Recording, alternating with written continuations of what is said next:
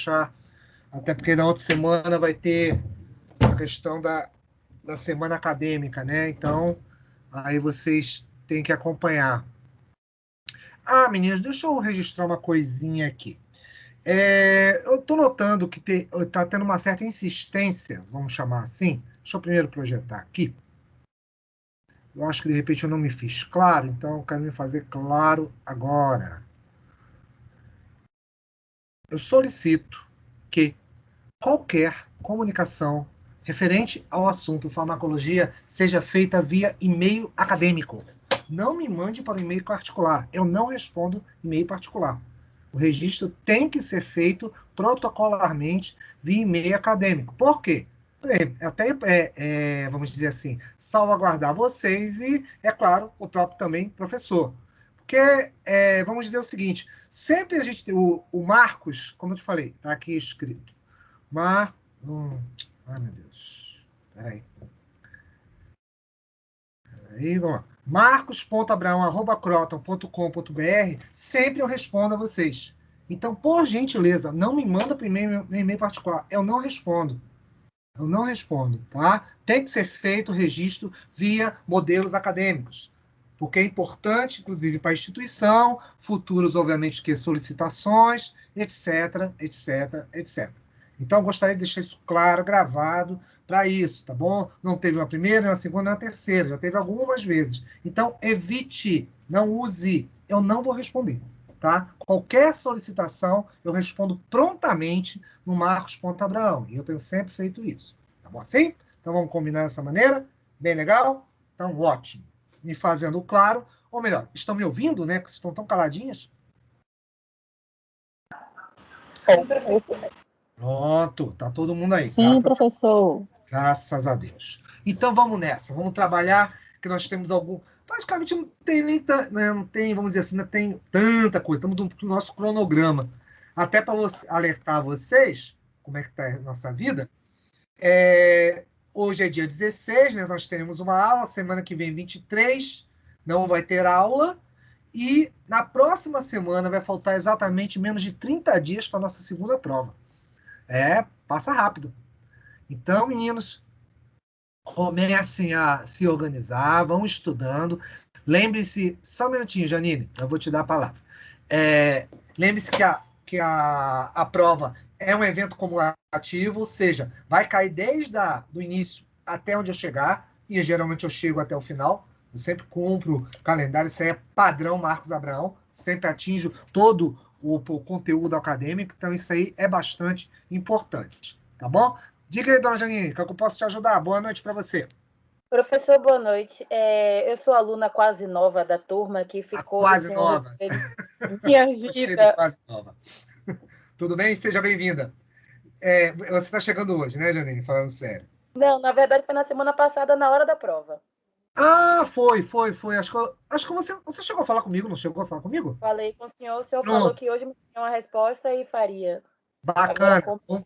Vamos fazer o seguinte, deixa eu dar a minha aula, aí no final a gente para e conversa, eu organizo você. Pode ser assim? Pode sim, obrigada, professor. Eu que te agradeço a atenção. E aproveitando até esse gancho da Janine, alguém mais chegou hoje, por gentileza? Não? Então, tudo certo. Todos nós de sempre. Então, vamos começar a trabalhar. Aí, Janine, eu vou me despedir do pessoal no final, você fica, não vai embora não, tá bom? Certo. Valeu, obrigado. Vamos lá, meninas, vamos trabalhar.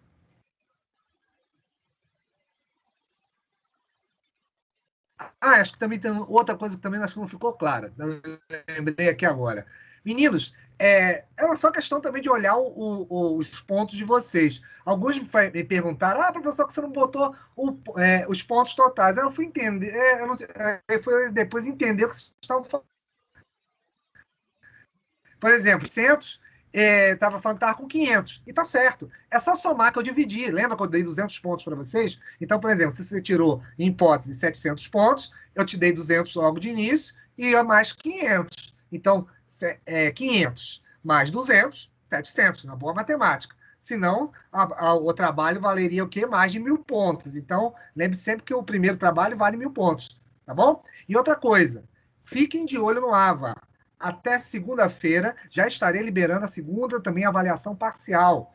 para vocês logo, vai ter prazo, vai ter data, e, por favor, cumpram bonitinho. Eu vou estar deixando isso aí até segunda-feira, que eu estava organizando algumas coisas hoje, eu ia fazer isso, mas infelizmente não consegui. Então, prometo a vocês que até segunda-feira, tá bom? Eu estarei liberando isso aí. Então, olhem no AVA. A segunda atividade parcial, valendo 1.500 pontos, vai estar liberada.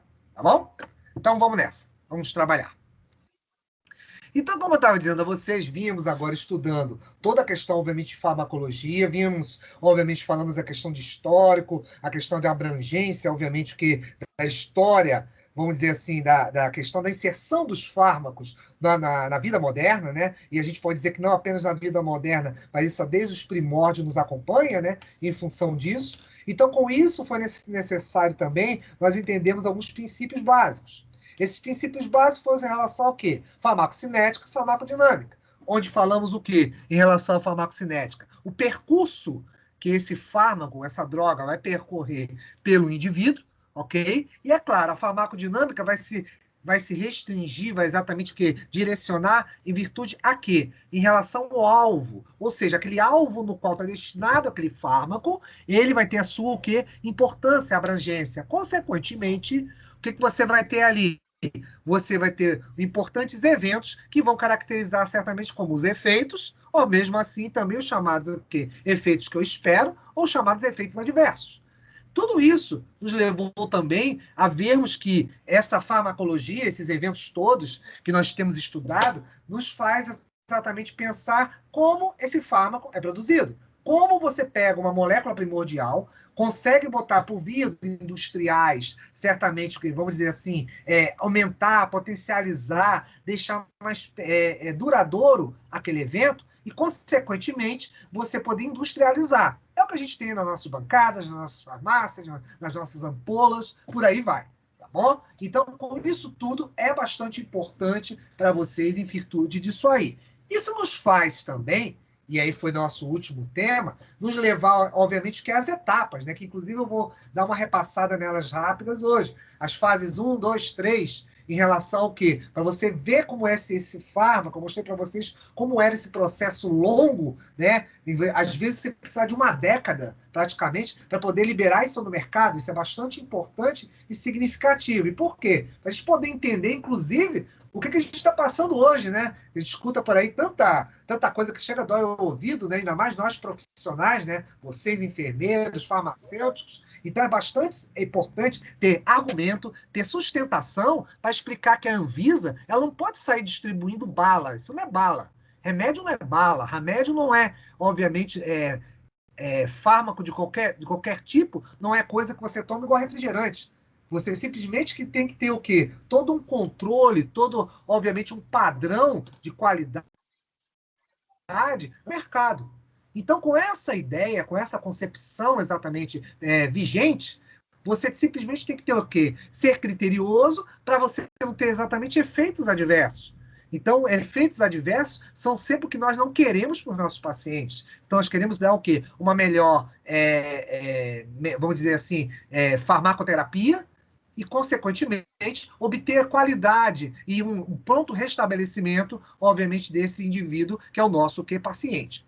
Isso vale dizer também que existe toda uma série de etapas. E essas etapas, exatamente, uma parte dela é o que a gente vai discutir hoje, que são exatamente os tais critérios. Critérios em que eu vou ter o quê? Como eu vou avaliar essa questão exatamente o quê? Farmacológica, como também, vamos dizer assim, com essa informação, eu vou poder o quê? Liberar esse fármaco no mercado.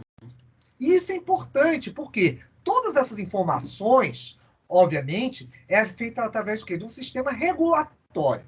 Às vezes a gente acha que, mas poxa, é uma necessidade, você tem uma pandemia, mas não importa. Com pandemia, sem pandemia, do jeito que estiver, você precisa pesquisar, você precisa avaliar, você precisa exatamente o quê? A questão da aprovação. E para haver uma aprovação, há um longo percurso a ser percorrido. Há uma série de exigências que vão ter que ser feitas. Tá bom? Vão ter que ser feitas e serem cumpridas. E serem apresentadas. Não é simplesmente, funcionou em outro país. Então colocamos aqui, está tudo bem. Não funciona assim.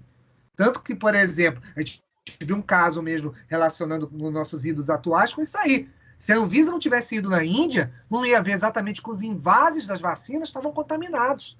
Imagina você botar exatamente o quê? Uma série de ampolas de vacina contaminada no meio da população, né? Imagina o caos que seria. Então ia falar que era o problema do agente imunogênico, ia falar que era isso, que era X, que era Y. Então, não é uma questão política, não é uma questão, obviamente, técnica, altamente técnica. Então você tira por aí, sempre vai ser assim.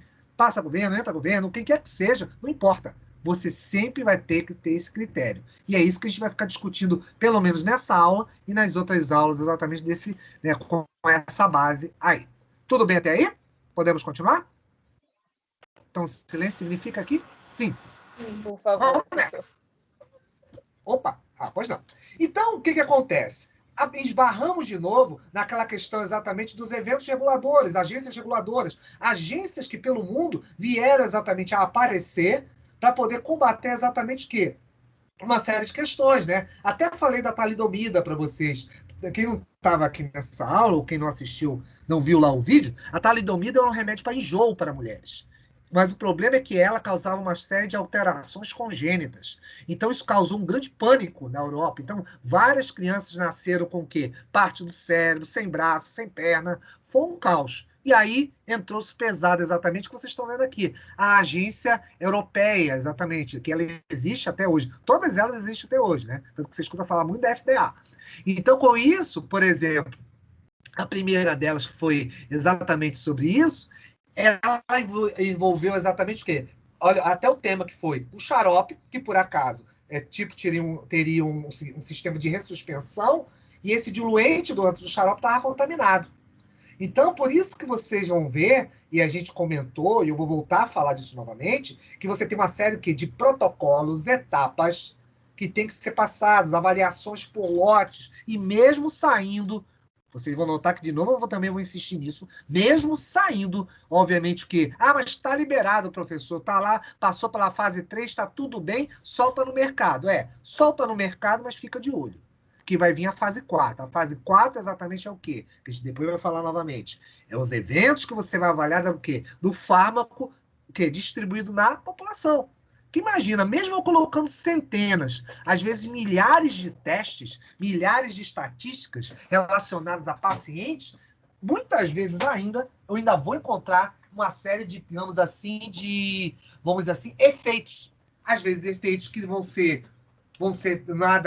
nada preocupantes, mas às vezes efeitos, os quais que eu vou mostrar para vocês aí, que são muito preocupantes, pode levar à morte do indivíduo, aumentar a incidência de certas doenças, por isso, essas agências reguladoras. E a mais famosa dela, que você está vendo aqui, é a própria FDA, né? Americana, né? Então, o FDA, ele tem esse controle, só um minutinho.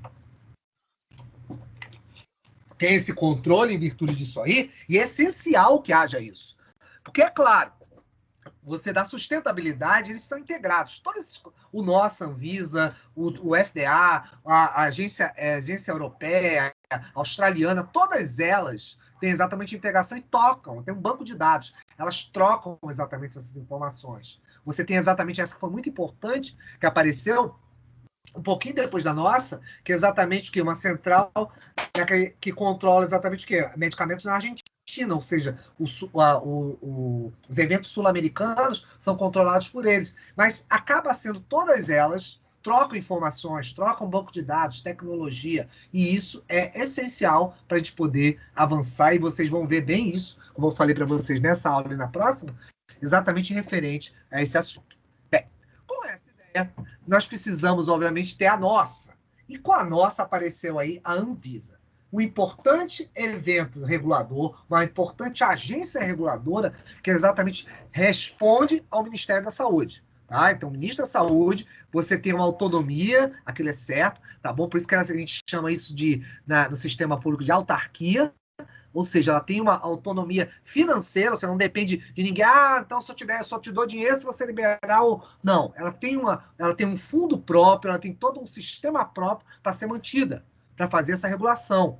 E é uma regulação que envolve, que aí às vezes as pessoas desconhecem, não apenas medicamentos, mas também alimentos, kits, Várias coisas se envolvem nisso aí. Aqui tem exatamente uma parte dessas diretrizes, as principais, que inclusive é previsto na Constituição.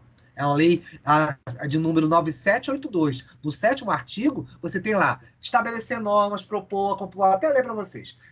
Normas, propor, acompanhar, executar políticas, diretrizes de ações de vigilância sanitária, ou seja, se você tiver algum problema, mande-se equipes para várias partes do país, para você poder avaliar o que está acontecendo, separar lotes, isolar isso, como eu te falei, vale para fármacos, vale para medicamentos, vale para kits, que eu quero dizer, vale para alimentos. A questão do trâmite, dessa distribuição, importação, comercialização, que isso é importante porque é um mercado de muitos milhares de dólares, principalmente para quem vende aqui. Então, senão seria um caos também, né? Os importadores trazerem o que querem e vendem o que quer, a preço que quer. Então, isso seria um grande problema. Então, tem que ter alguém para marcar, balizar isso aí. Então, isso é bastante importante isso. Funcionamento também importante, até estou citando agora essa questão da equipe que foi deslocada para a própria Índia para ver essa questão, e outra que está sendo deslocada agora para ver a questão do Sputnik, aquela vacina russa. Eles vão lá ver todas as etapas, vão ver toda a documentação. Pode ver presidente da Rússia chiar, o Putin pode chiar o quanto ele quiser lá, mas a Anvisa só vai liberar aqui se for para lá. Ponto. E graças a Deus, falar assim mesmo, até ficar registrado. Graças a Deus que isso é assim. Porque senão seria um grande problema para nós. Registros de produtos, registros de tudo que você possa imaginar está relacionado à Anvisa. Desde entrada de kits, material de suporte, por exemplo, enfermeiros, a questão, obviamente, que laboratorial, nem preciso dizer o quanto isso é importante. A Anvisa, obviamente, tem esse controle. Os órgãos de fiscalização respondem, os PALCs e todos os planos de controle de qualidade respondem à Anvisa. A Anvisa dá as normativas de como tem que ser feito. Se não se cumprir, fecha, multa, faz o caramba. Eles pegam pesado em função disso aí. Tanto que você tem o quê? As próprias ações de vigilância sanitária, né? Esse controle, que é muito importante, que é o chamado REBLAS, tá bom? É um controle central de controle de qualidade. E não é só controle para avaliar os kits, que cada kit, falando de bioquímica, imunologia, biologia molecular, quem você imaginar, tem kits controle. Você ainda tem os controles externos, tem os controles os quais o laboratório tem que passar, e tem as avaliações de treinamento, tudo isso que passa setor a setor de um laboratório. Tudo controlado pela Anvisa. Ponto. Principalmente o Laboratório Federal. Eu mesmo participo de um deles, o Laboratório do Hospital das Clínicas, lá tem que estar tudo em ordem. Do POP, do procedimento, eu não sei se vocês sabem o que é POP, procedimento de operacional padrão. O POP é o seguinte, vamos dizer que o Marcos não apareceu no laboratório, ou então for abduzido por extraterrestres, o laboratório não para. Tem que alguém chegar lá e ver. Vamos ver o que o Marcos fazia. Ligar a máquina de ELISA, tem lá etapa por etapa, botar os kits fora da geladeira. Tudo isso está descrito. O POP é para isso. É procedimento operacional padrão, caso alguns de nós profissionais não estejam lá, possa executar as normativas. Vale também para os enfermeiros. Todos os procedimentos de vocês, está lá todo o quê? Tudo isso em normativas. Porque, obviamente, tem turnos, tem kits novos chegando, material chegando, tudo isso tem que ter o quê? Um controle. E esse controle de qualidade mantém-se um padrão. Você não pode ter uma variação. O paciente respondeu, o outro não. Peraí. Aconteceu alguma coisa. Se é o mesmo tratamento, se é o mesmo, obviamente, kit dosando a mesma coisa, então a gente tem que sempre manter, obviamente, esse controle. Isso é um controle bastante importante, sempre atualizado. Tem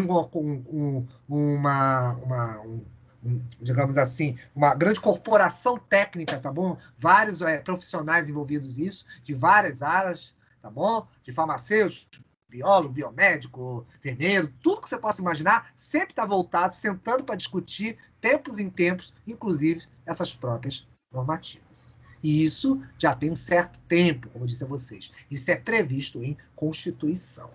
E daí, professor? E daí, eu botei isso aqui, eu pedi licença lá na Anvisa, e peguei isso aqui emprestado lá. E o que acontece? Isso aqui é para te mostrar como era antes, que nós tínhamos uma lei, que era a 11.903, tá? Na qual exatamente era uma central reguladora. A Anvisa existia, mas só que elas ficavam sendo apenas o quê? consultava, respondia a Anvisa, mas era apenas num único evento, que era exatamente o detentor do registro. Depois que saía dali, praticamente corria solto. O que a Anvisa é hoje? A Anvisa é uma centralizadora. Olha quem fala, responde. Olha o que eu estava falando ainda agora para vocês. Ó. Vem desde o registro do produto, que a gente vai voltar a falar daqui a pouco das fases, tá bom? A gente vai voltar a conversar sobre aquelas fases 1, 2, 3 e 4, mas só que de uma outra ótica. E você tem ainda a distribuição. Eu controlo essa distribuição, como é armazenado, que condições está, como é feito isso, a que preço é vendido.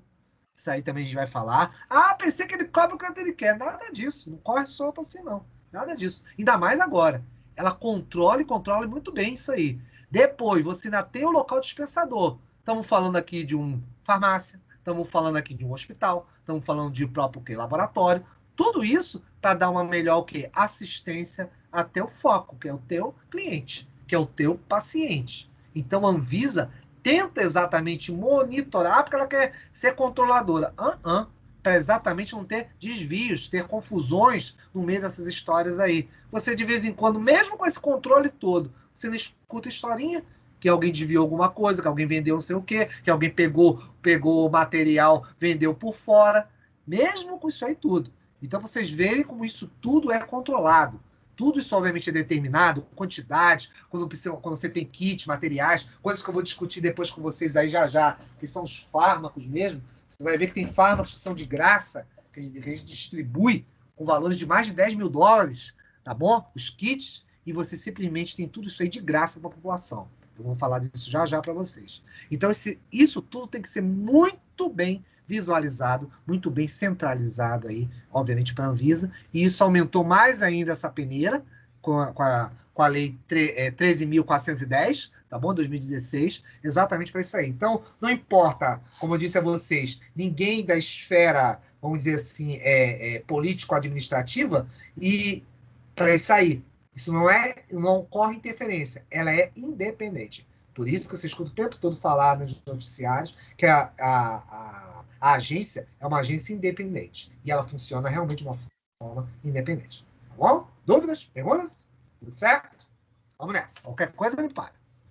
Então, como eu estava dizendo, você precisa, com tudo isso que eu estou falando, ter exatamente conversar sobre o quê? A tal da farmacoepidemiologia. Eu conversei isso com vocês, eu expliquei até a própria ideia, né, do que é a farmacoepidemia. O que acontece com a farmacoepidemiologia? É você exatamente ter esses eventos, ver todas essas etapas de segurança. Você tem que exatamente como ver o quê? Como é que seria esse chamado ciclo de vida do medicamento. O que eu quero dizer? Desde os ensaios pré-clínicos, quando de repente eu descubro qual seria a molécula, qual seria o evento químico mais importante, você tem que ver exatamente várias etapas no meio disso aí. Da segurança à eficácia, ou seja, será que você tem doses suficientes que vão ser exatamente administradas num determinado, primeiro nos modelos, né? Primeiro a gente vai falar de modelo, você fala de fase 1, você está falando exatamente de modelos, a gente vai discutir isso aí um pouquinho mais de novo. Então, cada uma dessas etapas, desde as concentrações, desde se realmente está fazendo o efeito desejado, se é mantida, se a molécula ela obedece aos padrões que a própria indústria propõe àquela molécula, tá? Então, com isso, você tem exatamente todas essas etapas aí que tem que ser passadas, tem que ser avaliadas, e depois você ao chegar à fase 3, que aí entra a população, aí sim você vai avaliar melhor como é que seria essa dosagem. Eu vou comentar isso aí já. Aqui na chamada pós-comercialização, não está aqui, mas aqui seria a fase 4. Essa fase 4 exatamente trata desse aspecto. Então, com isso, o que vai acontecer, garotos? Vocês têm o quê? Esses órgãos, essas agências regulatórias, tá bom? Importantes para isso aí, mantendo exatamente o controle de distribuição desse material frente, obviamente, o quê? Para a nossa população. Bem, com essa, você certamente vai precisar de uma outra ciência, que é a própria epidemiologia. O que é a epidemia? O que a epidemiologia fala? Ela pega populações. A ideia é exatamente você ter o quê? Exatamente esses estudos, nessa distribuição exatamente desses determinantes para patologias de uma maneira geral, tá bom? E você correlacioná-las exatamente o quê? Avaliações específicas. Você poder estudar como é essa resposta. Então, a OMS, quando ela apareceu, o que ela fez? Ela fez uma junção de ciências. Ela pegou a farmacologia em si e juntou com a epidemiologia. Por quê? Eu tenho os eventos todos o quê? Farmacocinéticos e farmacodinâmicos que ocorrem com aquela droga, tá bom? Mas posteriormente, o que você vai ter? Você precisa saber como essas populações vão responder. Eu até dei um exemplo para vocês. Quando você às vezes testa, você pensa em escala global, uma coisa é você falar, por exemplo, padrões de normalidade no nosso país e padrões de normalidade lá, digamos, na Europa ou nos Estados Unidos. Ah, por quê, professor? Todo mundo não é mamífero, todo mundo é ser humano? Mas lembra sempre de uma coisa, daquela boa e velha fisiologia que você já está começando a distanciar de vocês. Lembre-se que nós temos padrões fisiológicos. Nós temos exatamente tipos de resposta, as quais são exatamente o quê? Por questões, vamos dizer assim, nutricionais, questões, de repente, o que socioeconômicas, podem ter uma série de variações. Por isso que a gente tem, por exemplo, nos chamados, até usei com vocês, uma coisa que a gente chama de range. Range, esse termo em inglês, a gente chama de faixa. Faixa de normalidade. Ah, mas o cara tem lá, igual a história do que todo mundo fala assim, 12/8, a pressão é 12/8, é normal. Não. Tanto que hoje até a Sociedade de Cardiologia, né, já está considerando exatamente o quê? Um pouquinho mais alto isso aí, já passamos isso aí para 13/9, né? 13/9. Então, com isso, essa variação de normalidade é por quê? Por exemplo, uma pressão que de repente é alta para mim, para vocês é baixa. Porque pode ser para baixa para vocês, pode ser alta para outra pessoa. E por que essa variável? Porque temos uma variável fisiológica, uma variável celular, uma variável de líquidos corporais, uma variável de sistemas, de órgãos. Então, tudo isso acaba o quê? Printando, acaba exatamente mostrando que existe o quê? Um padrão, tá bom? Que pode ser seguido, porém, com certas ressalvas. Se você pegar bulas, obviamente, principalmente se a gente pegar kits diagnósticos, vocês vão notar o seguinte, às vezes ele exatamente faz essa ressalva. Ah, pacientes assim, digamos, dosagem de hormônios. Vamos pensar lá de, digamos, TSH, hormônios gonadotrópicos. TSH, não, LH e FSH. FSH, vamos ver FSH. FSH e LH, hormônios gonadotrópicos. O que acontece? Folículo estimulante, luteinizante. Se a gente pensar isso na mulher, a gente tem que botar uma série de variáveis aí. Período do ciclo menstrual que ela tem. Será que ela está no período onde você está o quê? Já está próxima à menopausa? Se ela está exatamente o quê? Num período ainda que é o quê? Está na menarca. Então, todos esses eventos fisiológicos podem interferir nesses padrões. E quem dirá também no próprio evento medicamento? O próprio evento medicamento, ele também vai ser alterado em função disso aí. Por isso que esses estudos envolvem tantas pessoas. Quanto mais você puder abrir, obviamente, que para populações, e a gente não precisa só também falar, isso só é lá fora, se comparar aqui com a Europa, com outros lados. Não, na nossa própria população brasileira. Você vai ter variáveis. Você nota isso? Você pode ter variáveis nutricionais, por exemplo. Você pode ter teores de ferro, por exemplo. Vamos pensar assim, né, em função de feijão que você tem aqui no norte, que lá para o sul não tem. Ah, mas por quê? A plantação de feijão lá já não tem tanto. Você tem mais arroz, tem outras leguminosas. Então, essas variáveis que você vai ter nutricionais vão interferir o quê? Em variáveis metabólicas, que, por sua vez, também podem interferir o quê? Nas ações medicamentosas do indivíduo. Ah, mas então não vai fazer efeito? Não, a questão não é essa. A questão é que pode ter exatamente coisas que são previstas. Por isso que você tem a bula. A bula exatamente prevê isso aí. Você acha que aquele monte de... se você tiver eventos assim, assim, tantos por cento da população... Às vezes as bulas são sempre corrigidas, conforme os lotes. E por que isso? Vai aparecendo novas situações em virtude disso aí. Tá bom? Que são exatamente os chamados desfechos, né? Os desfechos que você tem exatamente por fármaco. Você espera que você tenha o quê? Uma finalização, um evento no qual você tem o desfecho esperado. E você não quer uma situação adversa, uma situação que cause, por exemplo, um ataque cardíaco no cara, ou então um princípio de embolia. Você não quer nada disso. Mas você quer exatamente que o quê? Que esse fármaco seja muito bem o quê? Entendido, né? Tanto que até hoje você estuda. Você continua, por exemplo, os analgésicos, né? Os anti-inflamatórios esteroidais, por exemplo, vamos dizer lá, o ácido acetilsalicílico, ou pensar em bisulida, coisas do gênero, tá? Você tem exatamente o quê? Até hoje você continua a estudar esses eventos, porque eles mexem exatamente com várias vias metabólicas. Então, de vez em quando, você acha uma coisa nova, em função disso aí, dessas interações, ou possíveis novas utilizações para esses fármacos. E daí? Bem, e daí? Que ele parou. Ah, pronto, voltou. Então, com isso, você volta. Então, com isso, você junta duas ciências aí e começa exatamente o quê? A abrir para outras possibilidades. É o que vocês estão vendo aí. Isso aqui que vocês estão vendo, por exemplo, a farmacovigilância, que nada mais é do que o quê? Você poder fazer um controle da distribuição, do evidenciamento do que acontece com esses fármacos, você abre vários tipos de estudo, que é exatamente o que vocês estão vendo aqui. Por exemplo, a farmacovigilância, você tem o chamado relato de caso. É o paciente lá, veio lá o Joquinha, e Joquinha fala, olha, doutor, você falou que esse remédio seria um anti-inflamatório bem interessante para utilizar. Ótimo, mas só que está me causando dor de cabeça. Eu senti que quando eu estava tomando esse anti-inflamatório, começou a me dar dor de cabeça. Então você começa a anotar isso aí. A gente começa exatamente a fazer levantamentos, você faz estudos, você levanta exatamente questionários, avaliações desses pacientes.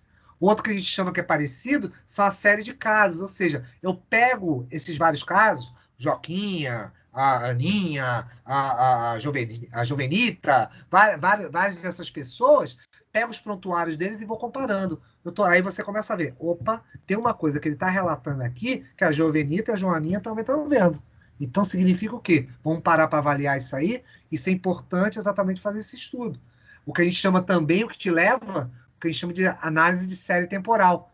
O estudo ecológico. Ecologia é pelo seguinte, é porque você exatamente está pegando indivíduos, está exatamente vendo numa escala de tempo que, com o passar do tempo, aqueles eventos que você anotou lá no relato de caso estão aumentando. Então tem alguma coisa acontecendo, ou no metabolismo do fármaco, ou no evento em si, que exatamente pode estar ocorrendo isso aí. E aí você passa por tal do estudo clínico controlado. O que é o estudo clínico controlado? É o paciente lá, a Jovenita vai ser o quê? Ela tem lá tantos anos de idade, ela fuma, ela é não sei o quê, eu faço um controle dela. E passo o determinado medicamento e avalio esse paciente. Então, com isso, você consegue exatamente o quê? Confrontar esses diversos tipos de situações e ver se há alguma alteração. E se existe alguma alteração, aí você tem exatamente os de baixo. Opa, de baixo. Que é exatamente o que chama de estudo de coorte e caso controle. Os estudos de coorte são grupos específicos. Vamos dizer, eu pego a população lá de indígenas da Amazônia. Vamos estudar exatamente o que está acontecendo quando eu faço uso de determinado fármaco, de determinado evento que eu precisei dar para aqueles índios em função exatamente disso aí. Eu pego grupos controle. Então, os grupos, ou um caso controle, como queiram, que caso é um indivíduo específico. Grupo, exatamente, eu uso populações específicas. Tá? Tudo isso vai estar envolvido, e vocês vão ver futuramente, em estatística. Tá? Então, tudo isso aqui são exatamente relatos, os quais são tipos de estudos que são feitos, inclusive quando vocês fizerem as pós-graduações de vocês, mestrados, doutorados, especialização, o que quer que seja, vocês trabalham muito com esse tipo, obviamente, de estudo. Análise retrospectiva, que a gente chama, a gente pega lá prontuários antigos e vai verificar se, de repente, uma determinada hipótese pode ser comprovada ali, né, através de análise de amostra de paciente, análise, de repente, da anamnese, dos eventos de anamnese, da entrevista do paciente, se for relatado casos em comum. Então, tudo isso aí, obviamente, também é possível. E tem outro lado aí da farmaco, que eu posso fazer exatamente o que? A própria utilização do medicamento, que eu avalio em dois aspectos. Um que a gente chama de quantitativo e qualitativo. Quantitativo, pelo número de pacientes. Qualitativo, exatamente pelo evento que você tem o quê? Do efeito, causa e efeito. Se a gente fosse falar no caso, isso aí, se fosse para kit, isso aí seria diferente, né? Seria uma outra avaliação para isso aí. Se tivesse falado em bioquímica ou imuno, alguma coisa do gênero, que você pode quantificar, de repente, uma determinada dosagem, eu posso dizer se é positivo ou negativo. Isso aí seria uma outra análise. Mas no nosso caso de farmacologia, especificamente, eu tenho como quantificar os pacientes que, de repente, registraram relato X, relato Y, se tiveram exatamente os mesmos eventos. se esse evento vai se reproduzindo ao longo do tempo, ou se é qualitativo, exatamente também com a mesma premissa em função disso aí. Então, farmacologia e epidemiologia, hoje em dia, andam muito juntos. Ainda mais que você hoje, com os adventos de computador, de programas de computação, os chamados, tem um programa que a gente chama de estatística, tá? Que você usa muito nas pós-graduações, chamado SPSS. O SPSS faz cálculo, faz exatamente média, faz uma série de desvio padrão, uma série de análises estatísticas para comparar grupos. E com isso você faz o quê? Gráficos estatísticos. Eu consigo ver padrões na população. Isso é importante, até porque a própria Anvisa, ela se baseia muito nisso. Tem muitos epidemiologistas lá. Então, com isso, estatísticos, o que eles fazem? Eles avaliam as respostas, porque existe um banco de dados, tá bom? Padrão dentro da Anvisa, que capta todas essas informações. Todas as centrais federais, as unidades do SUS, mandam tudo isso exatamente para alimentar essas centrais. Tanto que em toxicologia, daqui a pouco eu vou falar, você tem exatamente esse controle importante nisso aí. Então, tudo isso integrado, essas informações são essenciais, obviamente, em função aí para nossos pacientes, a gente poder, inclusive, dar uma melhor qualidade de atendimento para eles aí. Dúvidas, perguntas, enquanto eu bebo água aqui, meninos? Tudo certo? Professor? Quem fala? Luciano. Fala, Luciano, o que eu posso te ajudar? Um exemplo clássico agora da fase 4 que teve aí foi a vacina da Oxford, AstraZeneca, que está no mercado. Já na fase 4, no caso, né? Já está na população, no caso. Luciano, vamos lá. As vacinas agora, vamos dizer o seguinte, vamos dizer que você está... Eu não te diria que é queimar etapas, tá? Mas vamos dizer que os processos estão um pouco mais rápidos do que deveriam. Você está falando de vacina que praticamente tem menos de 1 ano. Se eu te disser que a vacina que foi mais rápida antes da pandemia durou 5 anos para ser liberada, você vai ter uma ideia do que eu estou falando. Então, isso é meio complicado, mas você acaba tendo exatamente, acaba caindo realmente. Seria, se você tivesse que me perguntar isso, eu te diria que é uma fase 4 mesmo. Porque inclusive, muitas vezes você tem que fazer o quê? Reavaliações de população. Aí, tanto que, de vez em quando, ele tem o que a gente chama de eventos inesperados. Aí você analisa aquilo ali, por isso que de vez em quando trava a vacinação. Porque apareceu um evento exatamente não esperado, porque as populações que foram testadas foram muito pequenas, Luciano. Então não deu tempo exatamente da gente fazer essa avaliação com maior acuidade, com maior, digamos assim, detalhamento que deveria ser sido feito. Então você acaba esbarrando nisso. Até agora, até o presente momento, está tudo correndo, vamos dizer assim, indo bem. Não teve que recolher nada, não suspendeu nada de vez, não matou ninguém. Então, vamos dizer que ainda não aconteceu nada, se esperar. Uma morte, você teve morte por aí, pode ter sido exatamente por eventos secundários. Pode ter sido exatamente, às vezes, as chamadas doenças de base. Às vezes, indivíduos têm alguma doença, ainda mais que você está falando de imunização, pode ser alguma, vamos chamar assim, uma doença autoimune, algum evento desse aí, que de repente agora pode começar a dar resposta. Então, isso aí pode ser uma situação. Então, ainda está muito precoce, até para a gente saber, mas está funcionando, está indo. Mas seria, sim, eventos fase 4. Seria exatamente, teoricamente, se a gente tivesse que botar aí eventos fase 4. Mas, é claro, numa situação normal, isso jamais ia ser liberado nessa velocidade. Não é de jeito nenhum. Está muito rápido. Isso eu te garanto. Tá bom, Luciano? Certinho, professor. Valeu. Vamos lá.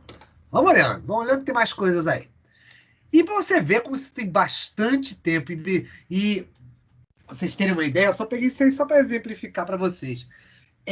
Frederico II, tá? Ele foi um imperador na época da Europa, tá bom? Pós-medieval. Então, já naquela época, então em 1224, tá? Século XIII, você já tinha essa preocupação, tá bom? Você tem uma ideia. Por quê? você via exatamente que isso, às vezes, o que acontecia? Você tinha inspetores, você tinha exatamente pessoas controlando. Ah, essa seria a ideia exatamente que você tem hoje nas agências de vigilância? Isso é o primórdio.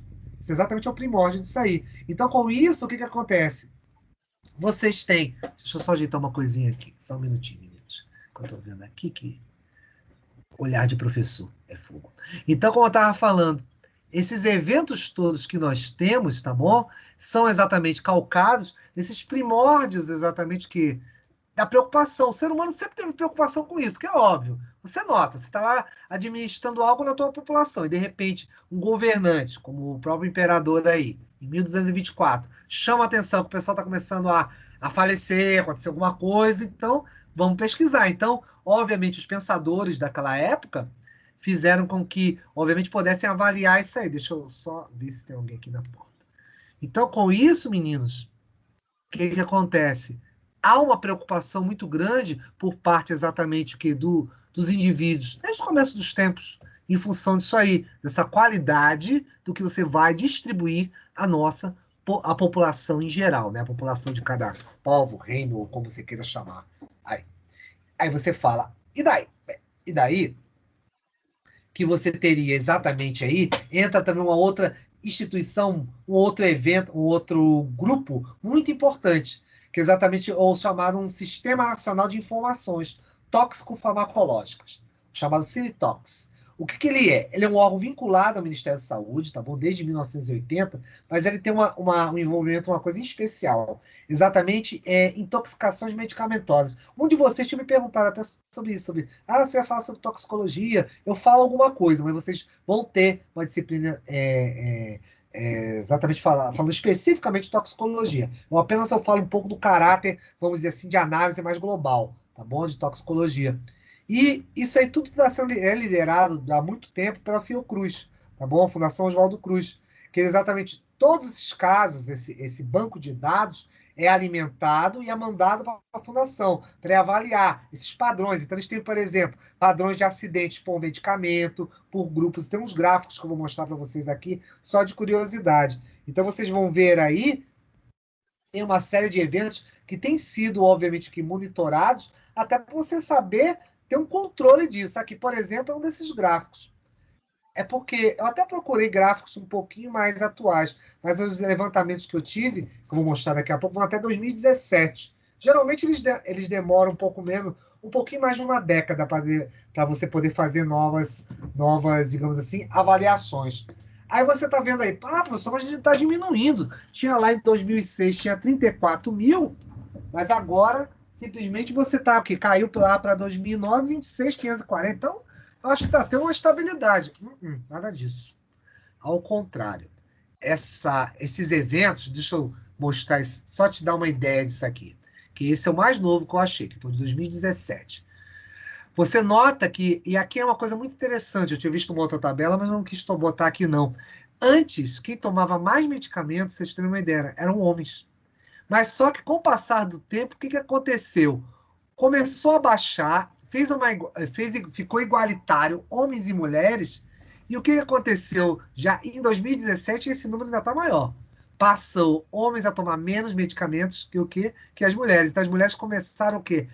A elevar esses valores aí, tá? Mas isso aí você quer dizer em relação a quê? Exatamente porque você está tendo uma incidência em função de quê? Existe algum fármaco específico? A gente pode falar de vários deles aí. E agora eu te garanto que esses números aumentaram mais ainda com esse isolamento social. Pode estar certo que agora ansiolíticos, eventos exatamente de antidepressivos, hipnóticos, também estão no meio dessa história aí. Certamente aumentou e muito. Se fizer um levantamento estatístico agora, vai dar bem elevado esses números aí.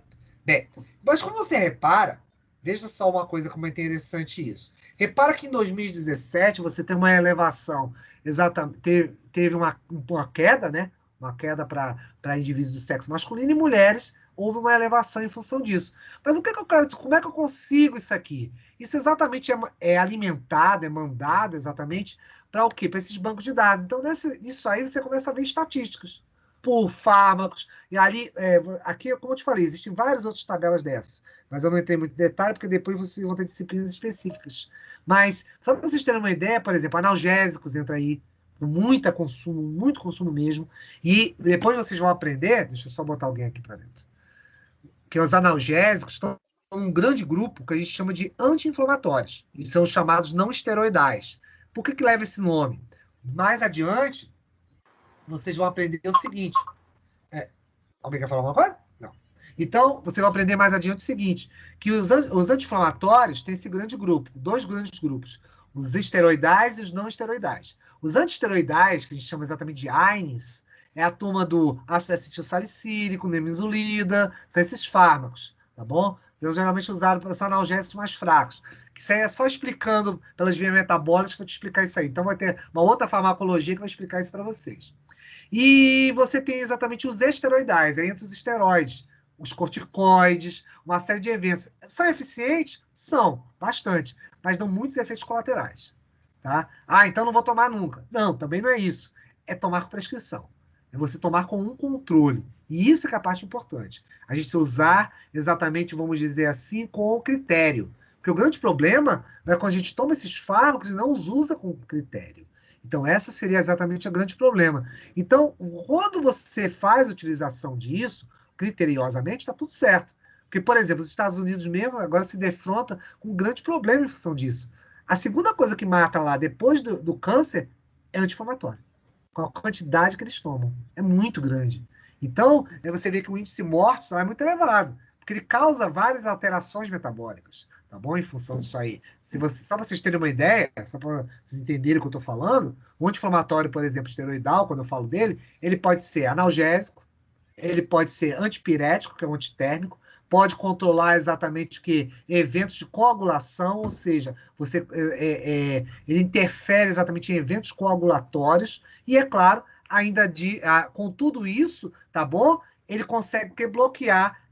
Assim, tem mais uma coisa, ele diminui, ele é anti-inflamatório, como o próprio nome já diz. Mas o que eu chamo de anti-inflamatório? É você tirar exatamente o quê? Líquido dos tecidos. Porque se vocês lembram bem de imunomatologia, um dos processos que você tem exatamente, que a gente chama de inflamação, é o inchaço, né? Que é normal, causado por citocinas, vasodilatadores, abertura, obviamente, que saída de líquido de vaso linfático do sangue para os tecidos. Então, por isso você tem inchaço. É aquela dor, né? Digamos, você deu uma canelada lá, ou deu uma torção no seu pé vira uma bola. É aquilo ali. Aquilo é água. Quando você toma um anti-inflamatório, aquilo baixa. Mas o problema é exatamente que você tem muito efeito colateral. Só vocês terem uma ideia, quando lançaram os primeiros, por exemplo, você escutou muito falar de duas coisas bem interessantes. Uma delas, por exemplo, são os analgésicos. Primeiro teve essa febre, tem que ter uma ácido acetil salicílico para prevenir problemas cardíacos. Aí foi um tal de gente querendo sair tomando AS. E aí descobriu-se uma outra coisa, que existe um problema também que poderia fazer o quê? Formação de coágulos, liberar coágulos. Aí você já se preocupou com o quê? Prevenir o cardíaco e podia ter um risco do AVC. Por exemplo, você teve a questão do próprio anti-inflamatório, corticoides. As pessoas começaram, quando lançaram os corticoides, foi uma febre. Lançou os corticoides, bacana. Aí viram que as pessoas realmente melhoraram, tiveram exatamente uma melhor qualidade de vida, etc. Porém, teve uma outra coisa. O que aconteceu? Começou a ver que tinha uma relação com o estômago. E o estômago, o que tem a ver o estômago, professor? Já vou te explicar. O estômago, se vocês lembram bem, é um local que você tem o quê? Suco gástrico, tem exatamente a grande quantidade, obviamente, desse suco gástrico. Se você não tiver um controle, ela começa a atacar a parede. Quem nos protege é o quê? São as camadas de queratina, né? Aquela queratina que você tem lá no seu calcanhar, você tem camadas grossas no estômago. E o que acontece com isso? Viu-se que na formação exatamente da queratina, ela estava diminuindo. O que aconteceu? Aqueles pacientes começaram a ter o quê? Gastrites que evoluíram para úlceras. Eles pararam de morrer de ataque ao coração, começaram a ter o quê? Úlceras perfurantes. Então, isso tudo, só para te dar um exemplo do que faz um fármaco. Então, isso tudo é importante, exatamente essa visão e esse controle. Eu volto a dizer, todo esse controle que você está escutando aí é importante e precisa mais ainda, e continuar olhando e chamando a atenção disso. Tá bom? E daí? Bem, vamos lá continuar para os slides lá da gente. Então, com essa ideia, lá vamos nós. Repara só, você fez registros disso. obviamente, as estatísticas mostraram que você tinha lá 39% dos casos, eles foram evoluir para a cura. Você tem que ver como avaliar isso. Nem tudo é problema, né? Você tem que, o fármaco existe também para você ter, obviamente, esses eventos. Mas repara que alguns deles, exatamente 42% dos casos, não possuíam registro de evolução. Isso também aqui é interessante, meninas. Junto com esse outro aqui, que não é baixo. 29% não evoluíram para a cura. Porque sabe o que eu estou querendo te dizer com isso? Que tomar água e ter tomado fármaco deu no mesmo. Então isso é um problema. Ah, mas espera aí, eu achei que só era o problema ele causar efeito colateral. Mas, poxa, se você toma um fármaco exatamente, se expõe a ele para esperar exatamente o quê? Um evento no qual exatamente é o quê? Curativo? Como é que você simplesmente vai o quê? Não ter algo, tomando algo que está expondo o teu organismo, vamos dizer que você tenha um anti-inflamatório, hipoteticamente, baixando lá a quantidade, você tomando grandes cargas, diminuindo a quantidade da proteção do seu estômago, e você tivesse exatamente uma gastrite, e seu problema, exatamente que você tomou aquele anti-inflamatório, você não teve efeito. Isso obviamente também não é um desejo, não é a meta de um fármaco. Também você tem que reavaliar o fármaco. Por isso que tem esse controle de epidemiologia. Você tem que avaliar tudo isso. Tudo isso tem que ser feito, levantado, e isso geralmente é feito. Ah, mas tem o consumo que é muito grande para a população que vai lá e paga. Mas geralmente esse outro controle, esses dados vão ser dados exatamente por quê? Vocês, farmacêuticos, enfermeiros, os médicos, vocês vão receber esses dados. Isso tudo vai também para prontuários. Isso tudo alimenta depois lá as informações, certamente, obviamente, lá dos bancos de dados, para se avaliar qual postura vai se tomar com relação a determinado fármaco. Até porque a própria Anvisa compra muito evento farmacológico, compra muito medicamento e distribui.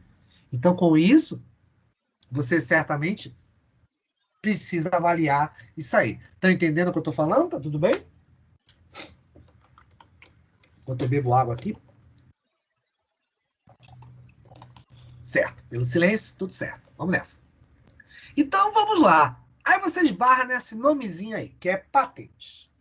Aí você fala, tá bom, professor, quer dizer então que é patente igual, de repente, um rádio, um computador que eu tenho lá e eu descobri e vou lá no registro, faço um registro disso aí? A ideia de patente medicamentosa seria isso, tá? Até porque, o que acontece? Você tem uma grande produção, digamos assim, não só tecnológica, como também pensante nisso. Então, os indivíduos, tá bom? Quando estão pesquisando, quando estão, obviamente, tendo vamos dizer dessa maneira, envolvidos nesse processo, garotos, vocês simplesmente investem tempo nisso. Milhões de dólares, às vezes, são investidos nisso. Então, você não pode simplesmente ter lá, se dar todo um trabalho de fazer um levantamento de efeitos de um determinado fármaco, para daqui a pouco alguém chegar lá num país e copiar.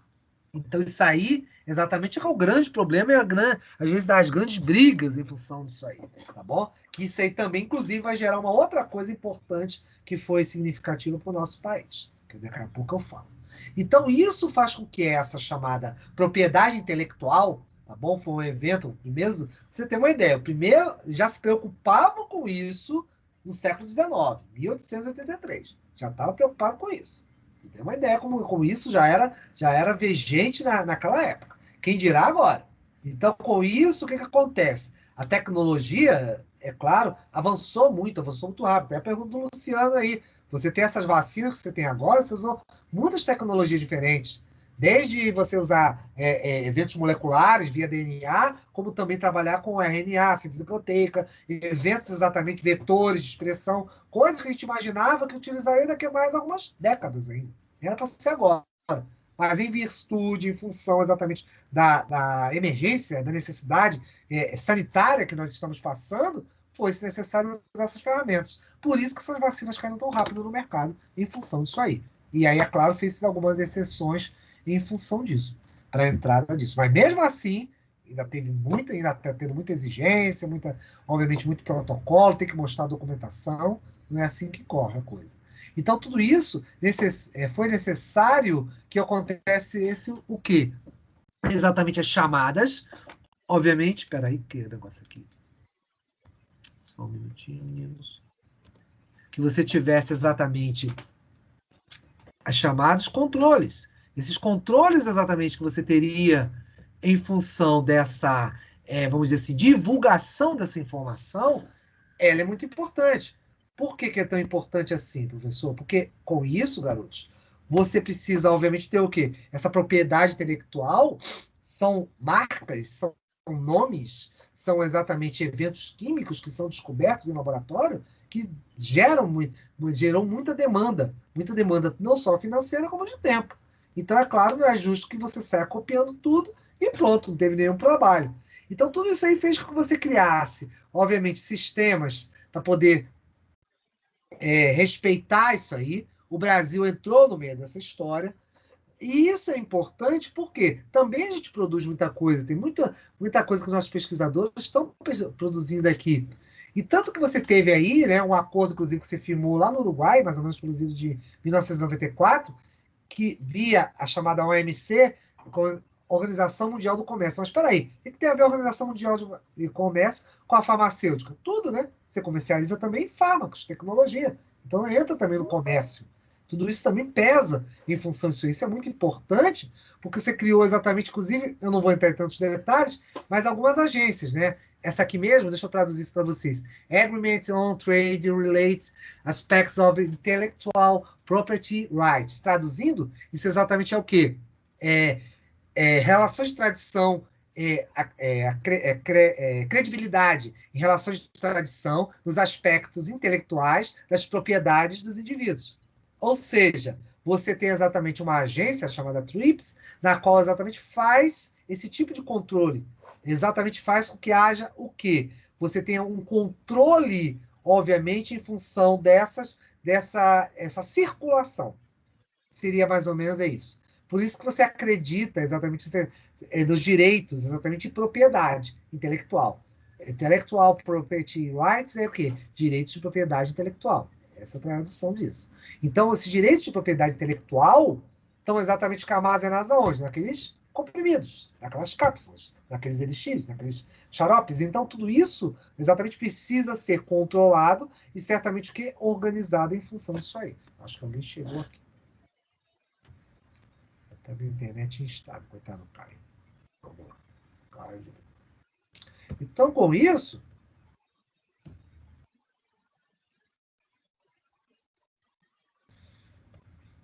continuando, você tem eventos reguladores e, é claro, nós temos aí a nossa lei, a famosa, e essa lei muito importante, garotos, a 9.279, de 14 de maio de 96. Ela é a lei da propriedade industrial do nosso país. E aqui vem exatamente uma historinha em relação à chamada patente. Ou seja, a história exatamente do período que você tem 20 anos para esses exatamente medicamentos terem patente.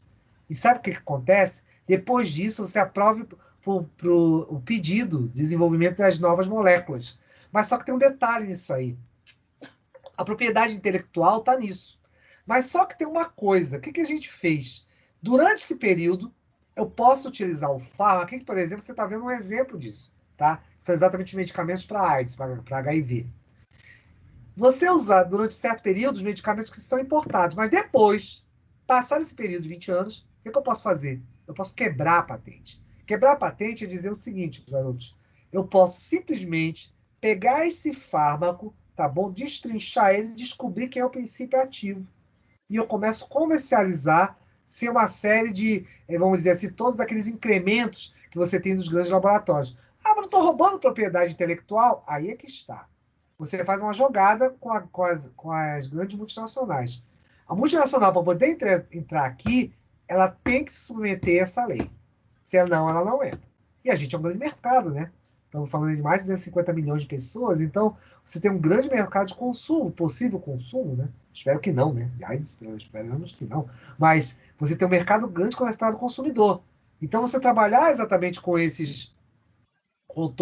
ainda mais esse aqui que faz parte de um dos coquetéis, né? Exatamente anti-HIV. Cada um deles aqui são inibidores virais, eles. Então, com isso, você faz o quê? Faz trabalho nesse período, mas só que você paga o preço deles. Isso aqui que vocês estão vendo é o preço em dólares. Olha quanto é que custa exatamente esse trio para o governo, se ele tivesse somente que importar. Ia ser um terror de caro, né? E repara que o genérico, olha quanto é que exatamente despenca esse valor. Então, um pouquinho mais de 2.000. É caro ainda, professor? É um pouquinho mais caro ainda. Mas mesmo assim é bem diferente. Ah, perdão, dólares não, reais, tá bom? Perdoe-me. Então, com isso, esse valor em reais, obviamente, despenca e muito. Até porque, e olha que ele vai caindo cada vez mais. Repare que esse valor vai caindo aqui, praticamente o quê? Porque eu começo a produzir. Ele cai praticamente a zero, porque eu pego os insumos e começo a produção. Então, com isso, o que acontece? E aí que vem a parte mais importante, umas coisas mais bonitas, eu diria até, que nós temos exatamente, seria em relação ao SUS, que é essa lei 9.313 de 1996. Nós distribuímos gratuitamente isso pelo SUS, todos os medicamentos para HIV. Todos eles, inclusive HIV, não apenas HIV, também para hepatite, tá? Hepatite C também. Você distribui isso para a população. Basta você ir procurar um infectologista no Hospital Federal, ele chega, vai fazer os exames, vai verificar que o indivíduo é soro positivo, tudo isso, então faz com que o indivíduo, obviamente, tenha acesso a esses medicamentos de graça, isso é dado a ele. É claro, isso dá uma briga que vocês não querem saber, de propriedade intelectual. Obviamente, você precisa, às vezes, o governo, as instâncias superiores, os juízes, tem que entrar exatamente, às vezes, com decisões judiciais para quebrar a patente. Quebrar a patente é exatamente você o quê? Você pegar o fármaco, ele vende aqui, mas você quer o princípio ativo para começar o quê? Produzir isso através dos genéricos. Aí é que entra a história dos genéricos. Pode falar, quem fala? É uma dúvida. Em relação aos medicamentos, aqueles raros, tipo aquele para AMI, que ele é caríssimo, né? Acontece o que com ele em relação à Aí patente? é que está. Quem está falando, por favor? Letícia. Letícia. Aí é que tem um grande problema, Letícia. Alguns desses, tá bom, que são mais raros, você não tem como quebrar a patente. Tá bom? Exatamente por isso. Porque precisa de um tempo. Esses aí, existe um critério para isso aí, tá? Porque geralmente o que acontece? Esses são aqueles que você vende comercialmente. Você não importa eles. Não é medicamento de importação. Tem alguns medicamentos, às vezes, para chama? Ataques epiléticos, controle de ataques epiléticos, a base de canabinoides, por exemplo, um deles que está muito em voga aí, crianças exatamente tinham ataques epiléticos, você conseguia importar alguns que são a base de cannabis, maconha, né? Então, com isso, criou-se uma confusão danada, porque aí não queria se liberar, aí teve que andar com mandatos judiciais, junto à Anvisa para importação, tudo isso aí tem que ser avaliado. Mas obviamente, estamos falando aí para medicamentos de uma forma geral, para um grupo um pouco maior. Analgésicos, anti-inflamatórios, esses tipos. O que você vê na farmácia? Exatamente um grande grupo de genéricos. Agora, os mais especiais, esses não. Esses aí precisam é um outro critério, porque até eles não têm o uso corrente no país. É por esse motivo. Se tivesse um fluxo maior, poderia até ser, mas às vezes não é o caso. Entendeu? Entendi sim, professor. Obrigada. Não é? Disse. E aí, acabou, professor. Pronto, vamos embora, vou tomar sorvete. Não, que tomar sorvete? Não é nada. Querem perguntar alguma coisa, em primeiro lugar? Tem mais? Claro que tem mais. Tá doido? Acabar agora? Virou festa? Muito cedo. Querem perguntar alguma coisa? Tudo fácil, tudo mole? Então tá bom. Então vamos nessa. E daí, professor? E daí? Daí tem mais coisa. Tudo isso que a gente está vendo, obviamente, esbarra por você avaliar e aprovar. Então, você precisa exatamente da tal da avaliação e aprovação reguladora para os novos fármacos. Ah, bacana. Então, quer dizer que... Peraí, deixa eu botar... Agora é início. Pronto. Início. Então, essa avaliação e essa aprovação para os novos fármacos, meus queridos estudantes, precisamos exatamente fazer o quê? Considerar uma série de pontos. Estão vendo o slide? Apareceu para vocês? Compartilhou? Sim? Tá bom. Você certamente esbarra em primeiro lugar na história da própria descoberta do fármaco, né? Tudo aquilo que a gente descobriu, né? Falou, né? Ou seja, moléculas que são possíveis candidatos. Lembra da história dos protótipos, que a gente conversou um pouquinho mais atrás, e falou que exatamente moléculas que são fortes candidatos? Para isso, você tem que ver o quê? aquela ação alvo-receptor, né? Aquela questão daquela interação, isso é bastante importante. Então, com isso, você começa o quê? A otimizar esse protótipo. Você faz com que ele se torne mais eficiente. Por isso que você tem a história da propriedade intelectual, meninos. Porque pensa, você não pega da noite para o dia, achei uma molécula, essa molécula tem efeito, digamos assim, é um digitálico, é importante efeito no coração, para controle exatamente cardíaco, e pronto, joga no mercado. Não. Porque você tem que ver estabilidade, você tem que ver o tipo, tem que ver a afinidade que ele vai ter com os receptores de células. Tudo isso vai pesar nessa historinha aí. Tudo isso vai ser importante em função disso. Então, é claro, você vai ter que melhorar essa afinidade, essa interação, esse efeito, e, é claro, muitos testes clínicos aí em cima. Então, exige tempo. E essas etapas, e aí que eu falei para vocês que eu vou dar uma repassada no que a gente conversou, você vai ter o quê? Essas etapas principais. Nessa aqui não, perdão, é mais adiante. Você vai ter o primeiro, os testes pré-clínicos, né? E que você tem o quê? Essas etapas. Que eu vou avaliar essa fabricação, formulação e embalagem. Tá bom? Então, tudo, é isso que eu falei para vocês que a Anvisa, ela avalia. Então, tudo isso é previsto antes de você soltar fármacos. Tudo isso, obviamente, antes de você jogar para a população, você tem que avaliar. Então, você tem o quê? A fabricação, formulação e embalagem. Tudo isso para avaliar através, obviamente, de teste de segurança, onde você vai avaliar tanto para modelos animais, para depois passar para modelos humanos. Ver esse grau de toxicidade, obviamente, disso aí, né? Então, com isso, você avalia se a determinada dose está matando ou não lá o meu modelo animal, tá bom? E é claro, para depois eu liberar para testes em humanos. E é claro, além disso, preparação de muito, mas muito, e bota reticências e muito documento. Não falta documento. Passa de mais pastas, documento, mais documentos, e faz de novo, faz novamente, e vai trabalhando. Para quê? Para exatamente restabelecer, fazer com que você tenha o quê? A elaboração dessa base de sustentação para você poder liberar o fármaco. É a história que vocês ouviram falar o tempo todo lá. Um monte de papel que tá vindo. Mandou 50% da documentação para vacina. Não mandou. É isso aqui. Você tem que exatamente dar todo o embase disso aí. Tem que mostrar que você fez, né? Você não tirou a vacina ou o que quer que seja lá da cartola. Lá do rabo do macaco. Não. Você simplesmente, rabo, diga-se cauda do macaco, tá bom? Então, com isso, o que acontece? Você simplesmente não criou do nada isso aí. Você simplesmente fez com que houvesse certamente o que? Todo um controle até você chegar certamente no que você espera. Então, existe o quê? Essa produção e esse controle que é estabelecido pela nossa Anvisa. E estabelecido pelo quê? Pelos indivíduos que estão lá. Por isso que existem os chamados padrões de boas práticas de fabricação. Lembra aquela história de boa prática de laboratório, né, professor? Lembra? Mas isso aqui exatamente são boas práticas para quê? Para os medicamentos. Então, são protocolos que têm que ser determinados, feitos para lá. Por isso que existem as RDCs, que são exatamente elementos de controle, tá bom? São exatamente são as reuniões, chamam de reuniões para você exatamente elaborar documentos de regulação. Essas RDCs é isso, documentos de controle, reuniões para documentos de controle. Então, você teve várias delas para você estabelecer o quê? Regulamentações, alterações, últimas modificações. O tempo todo foi gerando isso. Isso aqui, cada uma dessas etapas vai compor isso aqui. Então, quando criou essas normas de fabricação, você sempre está alimentando isso aí. E se aparecer mais coisas, eles juntam novamente, faz isso tudo de novo. E daí? Bem, isso tudo, no final das contas, para você ter o quê? Qualidade dos produtos farmacêuticos. Exatamente para você ter o quê? Critérios. Que critério é esse? Aqui uns deles. Ó. Como você coleta essa amostra? Como é que eu obtive a amostra para qual paciente que eu escolhi? Por que eu escolhi?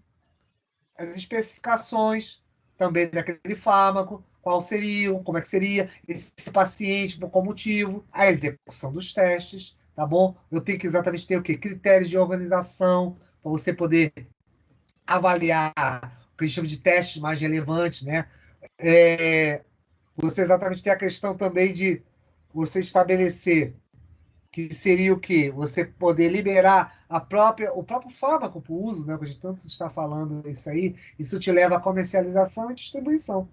Então, tudo isso faz com que você tenha o quê? Um controle sanitário da história.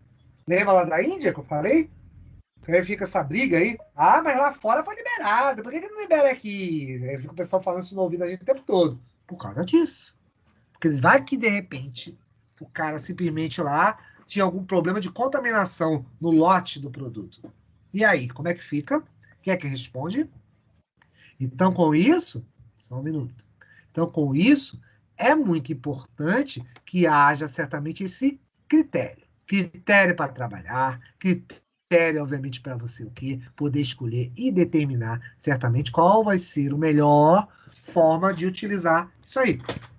Então, é importantíssimo, obviamente, esse tipo de avaliação, esse tipo de análise feito, obviamente, dentro da farmacologia. Dúvidas, perguntas? Tudo certo? Vamos lá. E daí, pessoal? Aí. Lá vamos nós para os ensaios toxicológicos. Alguém está me perguntando um dia desse aí, lá aulas atrás sobre ele, ele diz aqui, ó. Você tem que avaliar tudo isso aí. E essas avaliações hoje em dia ainda são mais exigentes, porque você tem agora ainda a questão da biologia molecular. Ou ainda tem a biologia molecular do lado da gente. Para quê? Peraí. Por que a biologia molecular pode alterar? Aí, Luciano, tua pergunta aí, ó. Aí é que fica aquela coisa no ar. Eu posso avaliar, por exemplo, alterações moleculares, mas só que tem um probleminha, né, Luciano? Tem pouco tempo, né? Às vezes isso aí pode ser passado de pai para filho. Ah, não estamos falando de DNA? DNA pode ser alteração a nível cromossômico. Cromossomo passa o quê? De pai para filho. Será que vai causar o quê? Bloqueio de algum gene lá na frente? Será que vai aparecer, vai fazer com que aqueles genes silenciosos do genoma humano, algum gene possa ser ativado? Só Deus sabe. Por isso que às vezes você consegue notar isso rapidamente, outras vezes não. Por isso que chama isso teste de genotoxicidade. Exatamente você avaliar geneticamente se há, obviamente, alguma alteração. Por isso que às vezes esses ensaios, ainda mais hoje em dia, com os ensaios moleculares, às vezes pode demorar muito tempo. Não é pouco, não. Muito tempo mesmo. Às vezes o padrão, ou a liberação disso aí, às vezes demora mais tempo ainda. Você precisa, às vezes, avaliar isso. Outra coisa, que é muito importante, se você tem alterações no sistema cardiovascular, eu vou falar já já de um exemplo muito importante que você retirou do mercado em função disso aí. Essas alterações, você faz exatamente através do quê? Medição das enzimas cardíacas, eventos exatamente em relação a receptores cardíacos, tudo isso aí também é medido em função disso. Certamente também vale para os nossos animais. A questão é exatamente o quê? Dos modelos. O camundonguinho, que você trabalha lá, o seu coelhinho, o cachorrinho, o hamster, o que quer que seja, você avalia esses graus de toxicidade, porque a depender do grau de toxicidade no modelo animal, você vai ver como você vai trabalhar o que no ser humano. E é claro, isso tudo vai possibilitar o quê? A gente poder avaliar os graus de toxicidade nesses indivíduos. Todos esses modelos. Isso vai desde também para eventos o quê? De histopatologia. Ver se há alterações nos tecidos e muitas coisas mais. Então, por isso que esses ensaios, esses testes que você faz para fármacos, você vai desde a célula para cultura de tecidos, passando para modelos animais e indo depois para modelos de computador. Para poder exatamente ver o quê? Como seria o comportamento disso aí. E por esse motivo que leva tanto tempo você, inclusive, desenvolver a molécula. Porque às vezes a molécula não tem a cara original, que tem o evento farmacológico. Às vezes ela precisa exatamente que você faça o quê? Esses eventos. E tudo isso são determinações da Anvisa, que tá ganhando volume. Cada hora que aparece uma coisa nova, cada hora que aparece, obviamente, que uma metodologia nova para fazer testes, ela vai incluir exatamente o que nas exigências, para que você possa eliminar. Então, todas essas condições, obviamente, que a gente fala de segurança, tem que existir. Ah, por que tá animais e humanos? É óbvio, né? Para você precisar, de repente, pegar 500, vamos dizer assim, beagles, cachorrinhos, aqueles cachorro beagle, que parecendo uma salsicha, né? Que cachorro compridinho, eu mato 100 deles, dizendo que eu poderia simplesmente pegar o que uns 30 e resolver. Então, você tem que ter um critério, tem a questão da humanização, tem uma série de eventos aí, questões disso aí. Então, você não vai usar o modelo animal? Você pode usar, claro, mas só que você tem que ter critério, tem que justificar porque você vai fazer obviamente, esses trabalhos aí. Isso é muito importante. E é claro, são ensaios que você vai fazendo aí, certamente com testes que vão avaliar tanto para o quê? Agudos ou crônicos, ou seja, a gente fala agudo ou crônico, é, por exemplo, evento agudo é você toma um analgésico, de repente você pega um evento agudo, e de repente um crônico pode ser, de repente, a questão de um medicamento para pressão, uma losartana potássica do dia a dia, vamos dizer assim. Então, doenças dos mais variados níveis, tá bom? Anti-inflamatórios, então, com isso aí, para agudo, então, tudo isso tem, obviamente, que certas situações às quais você encaixa, obviamente, essa questão desses aspectos, vamos dizer assim, medicamentosos.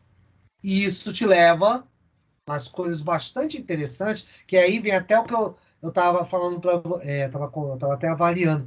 Você até não fala tanto disso no livro de vocês texto. Eu peguei algumas coisinhas lá da Anvisa, entendeu? Vou pegar isso aí, porque esses elementos são bastante importantes, são guias exatamente de controles de estudo. Tudo isso aqui você faz. Então você tem a chamada toxicidade. Opa, fale. Não? Pronto. Então, toxicidade, dose aguda, dose única, que é aguda, a dose repetida, as chamadas reprodutivas, genotoxicidade, tolerância local, carcinogenicidade. Todas elas são exatamente o quê? Para você ver tanto a parte. Por que tóxico-cinética? Lembre-se que a cinética nada mais é do que o movimento.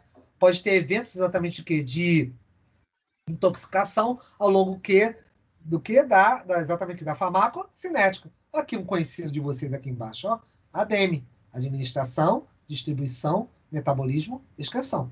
Aqui que a gente discutiu lá atrás, por isso.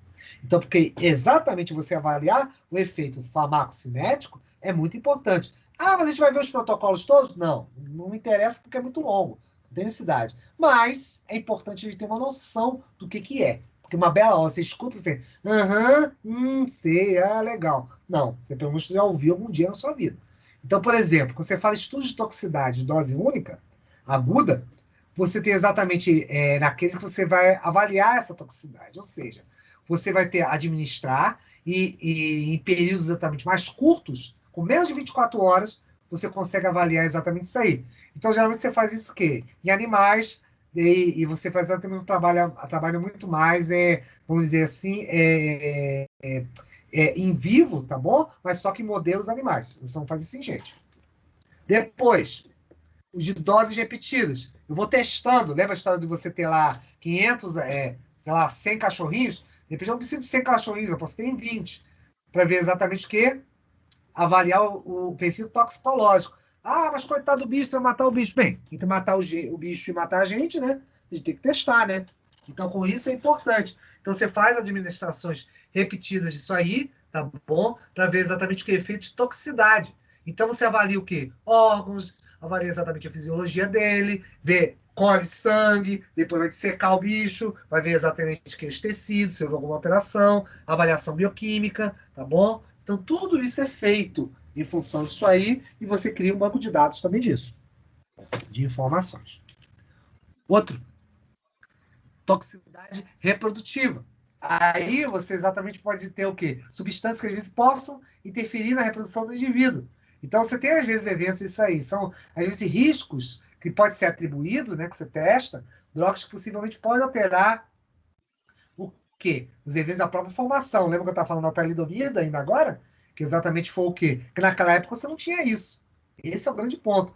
Não tinha esses critérios, não tinha também esse avanço também tecnológico, né? Dos vários campos. Então, com isso, você tem o quê? A possibilidade agora de avaliar melhor isso, para você não ter surpresas, chamados desfechos inesperados. Os desfechos inesperados são isso. Você ter anomalias, ter problemas congênitos, coisas do gênero. Depois, genotoxicidade, que a gente falou ainda agora, né? Essas alterações seriam o quê? Mutações mesmo. Você pode ter aneuploidias, diploidias, ou seja, quebras de implicações, sequências gênicas mudadas, alterações, às vezes, pontuais. Então, tudo isso pode dando origem, no final, a proteínas diferentes, proteínas mutagênicas. Então, posso ter alterações que podem ser graves, também, inclusive, comprometendo a vida do indivíduo. Tudo isso você faz exatamente testes in vitro e in vivo, e certamente em indivíduos, não, em animais, em função disso aí, tá? Para poder avaliar isso melhor. Você ainda tem os de tolerância local. Os eventos de tolerância local, você vai ver a questão, obviamente, que de administração. Ou seja, lembra que eu disse a vocês, quando a gente aprendeu a primeira vez a questão lá de farmacocinética? Eu virei para você e falei assim, meninos, há uma variação, obviamente, que na questão da forma de administração do fármaco, porque exatamente conforme você administra o fármaco, você vai ter comportamentos diferentes em função da própria molécula. Então, você tem que avaliar melhor isso aí para ver como isso vai se comportar em função do indivíduo. Então, às vezes, você fazer uma administração via endovenosa, às vezes não é tão eficiente quando, por exemplo, você dá o fármaco via oral. Então, esses tipos exatamente de informações que você tem que obter para ver o comportamento, obviamente, desses fármacos em função disso aí. Isso é importante, certamente, porque com isso você vai poder avaliar melhor isso no paciente, tá bom? E certamente ver no final das contas os chamados efeitos tanto toxicológicos como farmacodinâmicos, ou seja, eu vejo o efeito celular disso aí. Então, ver se existe alguma tolerância. Se, de repente, o fármaco administrado, vamos dizer, numa hipótese, de um fármaco X for colocado via oral, de repente é melhor utilizá-lo via intramuscular? Pode ser que seja melhor. O rendimento, o mecanismo de ação dele seja muito mais eficiente em virtude disso. A carcinogenicidade. Também entra agora, é um dos novos que está entrando aí. Elementos carcinogênicos são exatamente elementos que podem ser o quê? Potencialmente que causem cânceres, que causem tumores. Ah, mas você não falou ainda agora aqui, ó, de genotoxicidade, mas pensa uma coisa. Genotoxicidade é as questões genéticas, mas aqui eu posso, de repente, desbloquear células. Células que, de repente, estavam inativas podem entrar em atividade e entrar num processo de tumoral. Vocês sabem muito bem que tumor é o quê? São células as quais ela simplesmente perde seu padrão de reconhecimento periférico e simplesmente entra o quê? Em atividade. Então, a partir do momento que ela entra em atividade, ela pode vir ao quê? A vir causar o quê? Uma série de malefícios, pode ser causar, se infiltrar em outros tecidos. Então, tudo isso aí tem que ser considerado em virtude disso. Só um minutinho. Então, essas ações todas, obviamente, mostram que você tem que fazer também o quê? Esse tipo de correlação para poder avaliar melhor se você vai ter outros tipos de modificação. Opa, não botei carcinogenicidade. Então, são lesões que vão ter, obviamente, que você tem que considerar ao longo da vida do paciente. Pode ser que essas lesões apareçam mais à frente. Desde não com 2 semanas, 3 semanas, obviamente que ele tomou o fármaco, mas às vezes com anos, às vezes com uso contínuo do fármaco, isso pode vir a aparecer.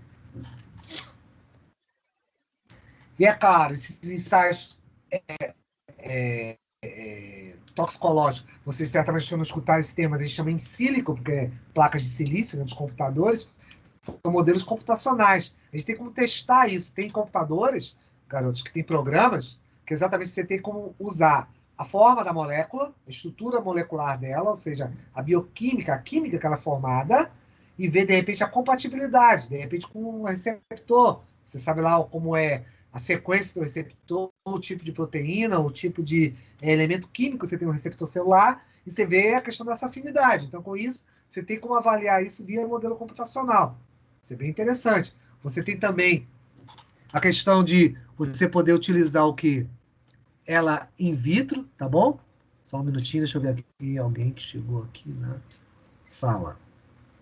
Tem a questão exatamente de ela utilizá-la in vitro. Só um minutinho. Ups. Vamos aqui, peraí. Agora travou. Nossa. Calma, o computador está quase lá.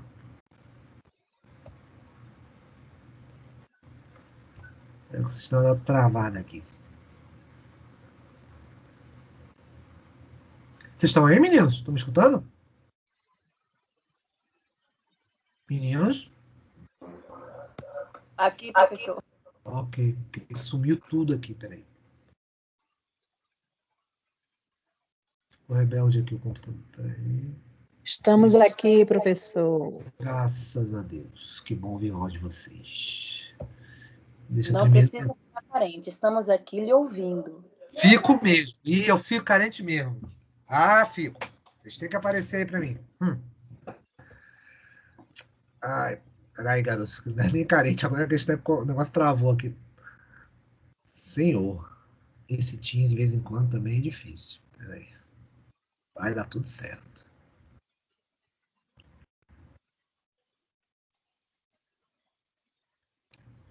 Minha, espera que eu vou derrubar vocês. Mas não saiam daí. Tô voltando. Peraí.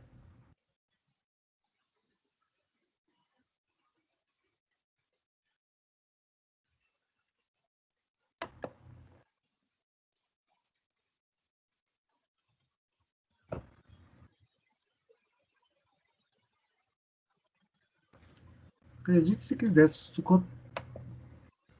Teams travou. Ai, paciência. Pera aí, meninos. A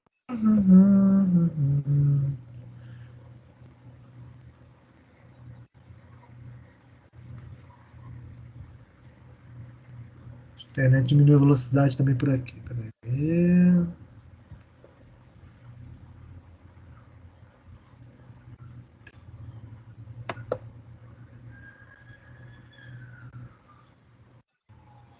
Ó.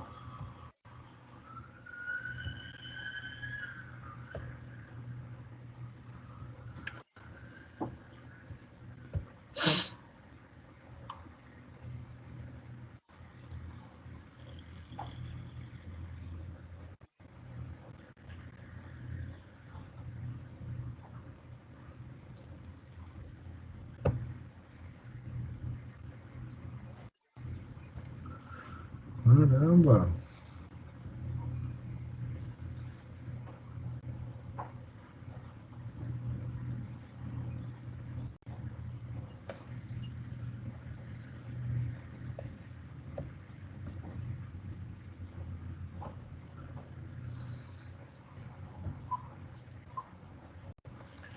Vamos lá, deixa eu acessar por aqui.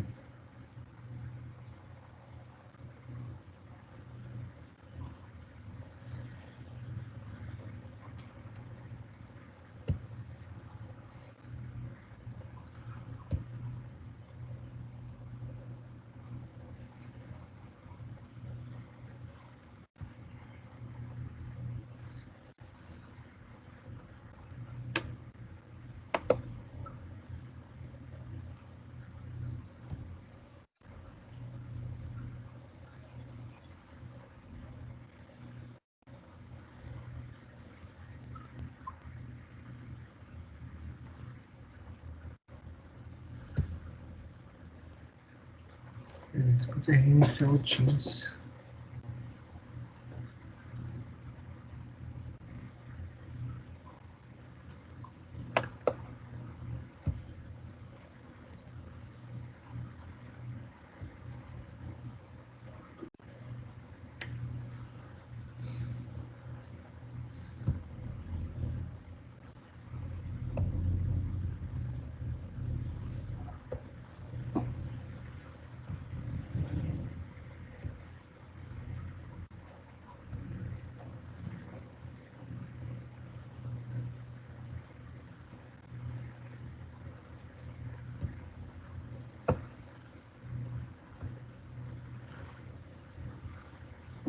Estão me ouvindo, meninos?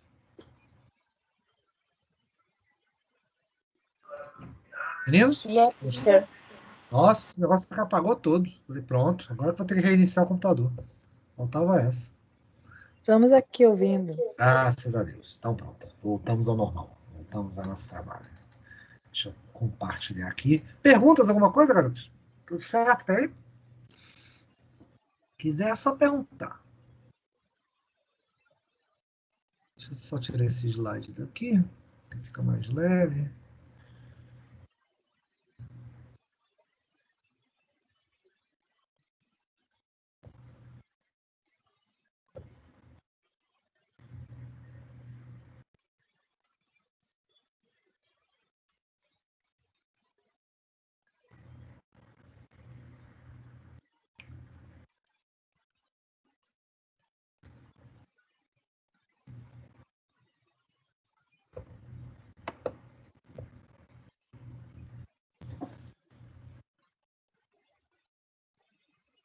Pronto. Acho que agora vai. Peraí.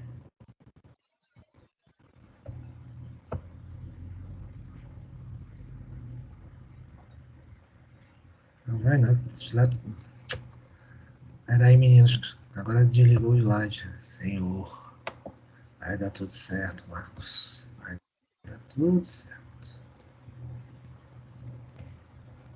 Deixa eu tirar aqui a moça daqui. Peraí.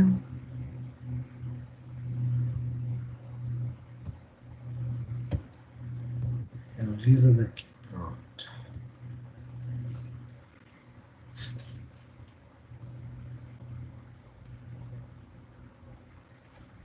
Só um minuto que estou abrindo o slide todo de novo. Fechou tudo.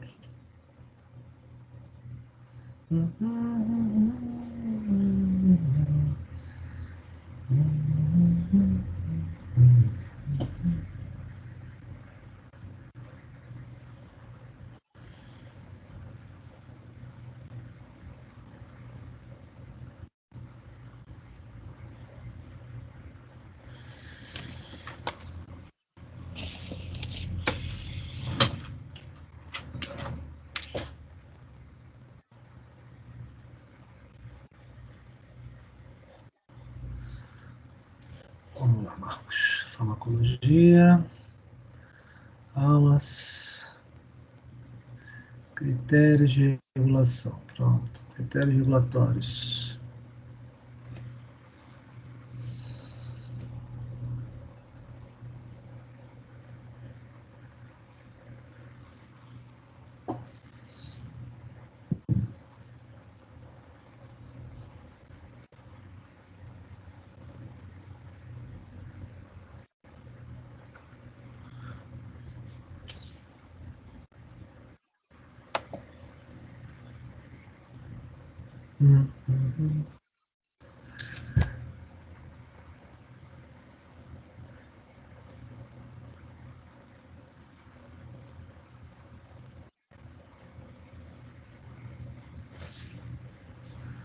Demorou para carregar.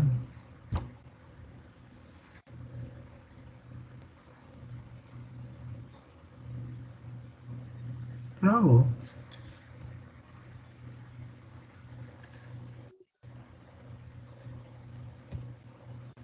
Aqui.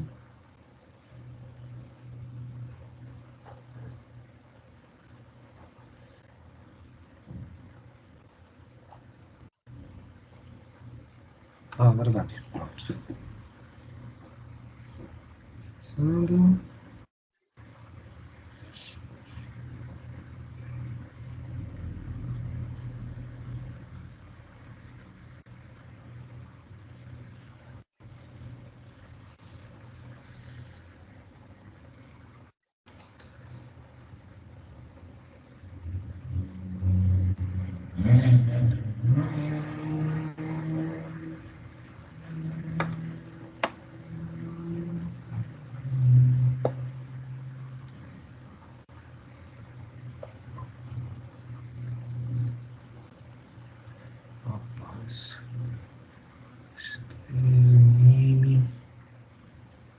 Farmaco.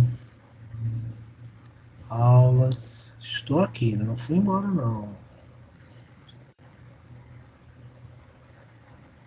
Tá bom, professor. Estamos aqui também, viu? Aham. O JH temos tempo, né? Até meia-noite vai, né? Peraí, agora vai. O slide aqui que travou mesmo. Pronto. Foi. Senhor. Vai pra lá. Então, como eu estava dizendo a vocês, meninos, estamos aqui exatamente na, vamos dizer,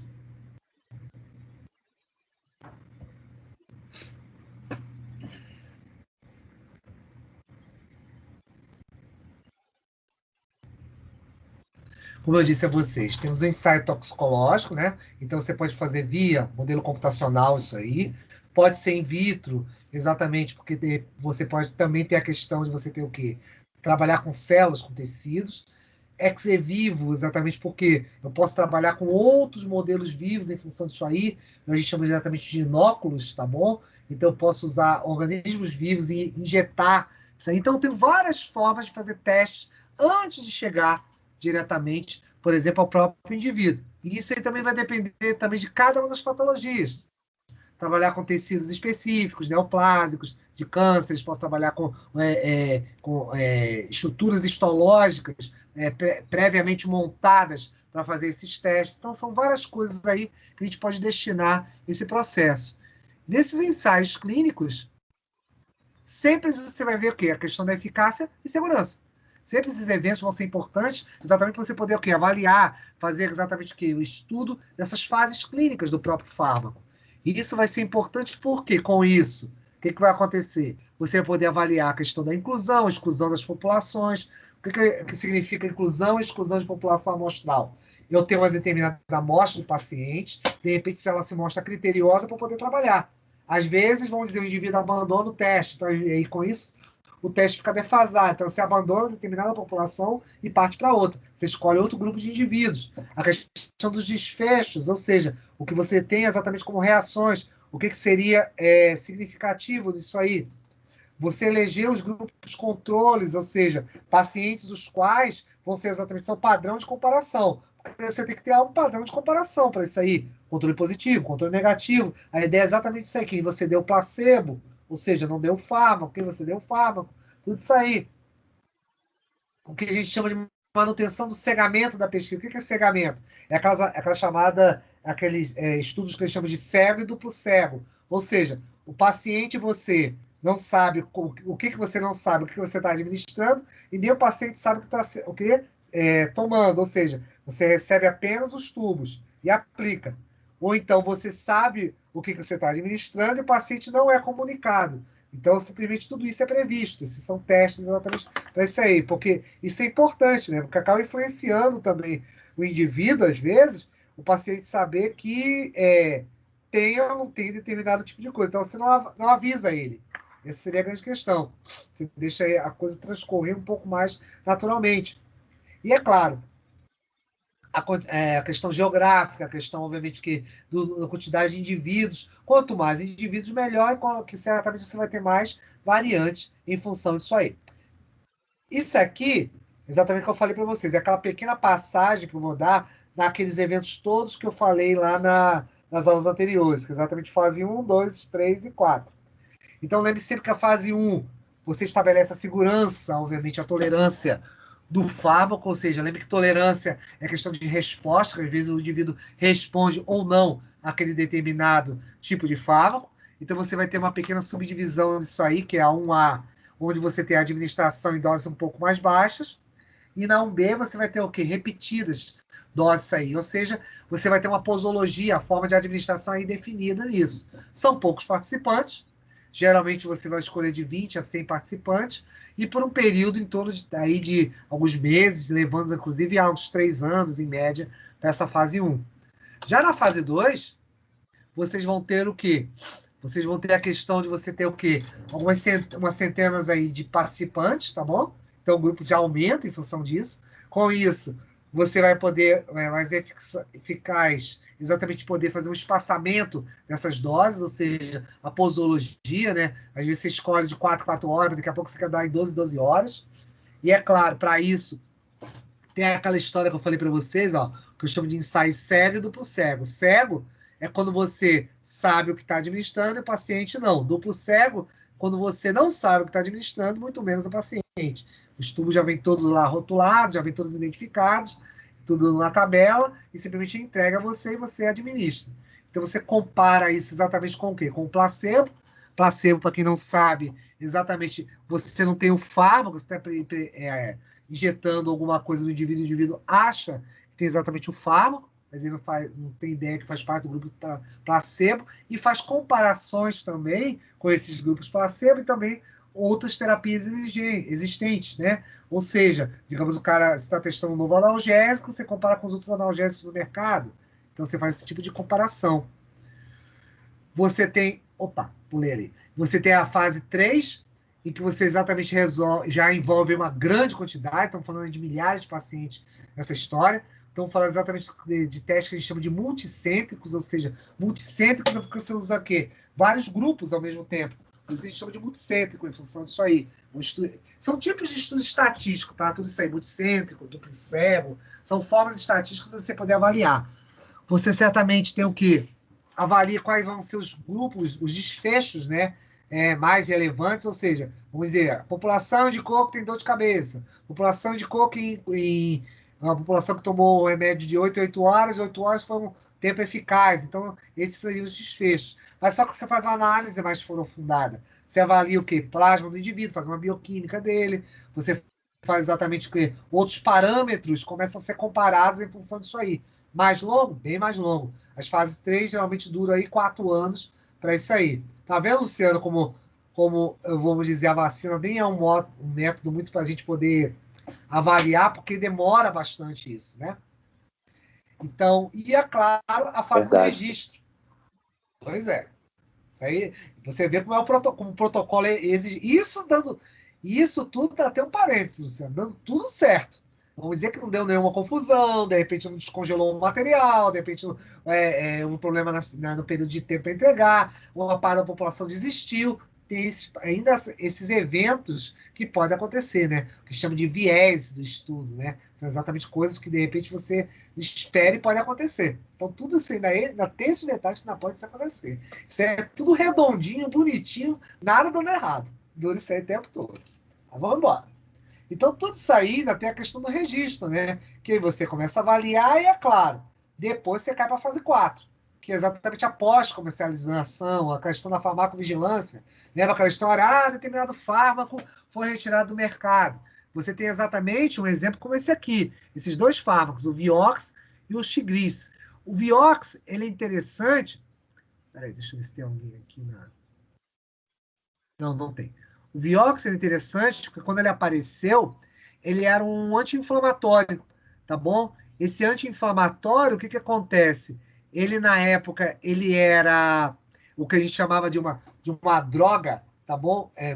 Que foi uma descoberta, foi um boom, o chamado Rofecoxib, tá bom? Era um grupo exatamente, esse COX que você está vendo aí, esse COX que eu estou falando, COXIB, é porque vem exatamente do grupo dos anti-inflamatórios. Quando vocês aprenderem sobre anti-inflamatórios, vocês vão aprender que existem duas vias metabólicas, o COX-1 e COX-2.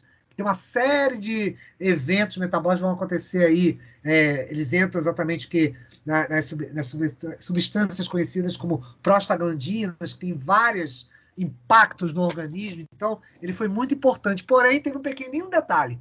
Ele era bom pra caramba para ser anti-inflamatório. Porém, ele abriu exatamente outro problema. A história de você ter a questão de dores de cabeça. Que dores de cabeça, Marcos? É a questão exatamente de... Ele era usado para dores de cabeça, forte. Mas só que qual foi o grande problema? A questão cardíaca. Apareceram exatamente muitos eventos cardíacos. As pessoas começaram a ter ataque no coração. Aí tiraram isso rapidinho do mercado e pronto. O outro, tal do Xigris, é de outro tipo de componente que a gente chama de drotrecoginina. Então, essa drotrecogina foi exatamente uma droga que se achou que era revolucionária para eventos como é que a gente chama? Para sepse. Então, você poderia controlar a sepse. Então, pensa, sepse, para quem não sabe, para quem não lembra, exatamente são eventos que você tem o quê? A doença de uma forma generalizada. Então, você poderia salvar muitos pacientes. Foi um fiasco. Então, você teve que retirar isso aí do mercado rapidamente. Então, isso prova que a farmacovigilância fica de olho nisso o tempo todo. Então, o tempo todo por quê? Porque ela precisa monitorar exatamente esses eventos todos aí que tem em função disso. Então, tudo isso aí tem que ser considerado. Então, por isso, essa insistência em cima de quê? Culturas, células, esses modelos exatamente que são o quê? Computacionais. Tudo isso faz com que... Eu acho que eu acabei. Tudo isso faz com que... Deixa eu ver uma coisa aqui. Chega no final. Foi. Então, isso tudo faz com que você tenha... Foi. Então, isso tudo faz com que você tenha o quê? Uma série de eventos, garotos, que tem que ser sempre monitorados. Você sempre vai ter aí a questão de ter fármacos que, mesmo com esse controle todo, com esse padrão todo de, digamos assim, de monitoramento, ainda podem vir a ter qualquer, vamos dizer dessa maneira, qualquer outra, não diria apenas desfecho inesperado, isso que a gente chama, desfecho inesperado, porque o esperado você sabe que vai ter lá, analgesia, alguma coisa do gênero, de repente você previu por fármaco, mas agora pode, de repente, acontecer como aconteceu com o Vioxx, você esperava, tinha um potente analgésico, excelente, porém, o que aconteceu com ele?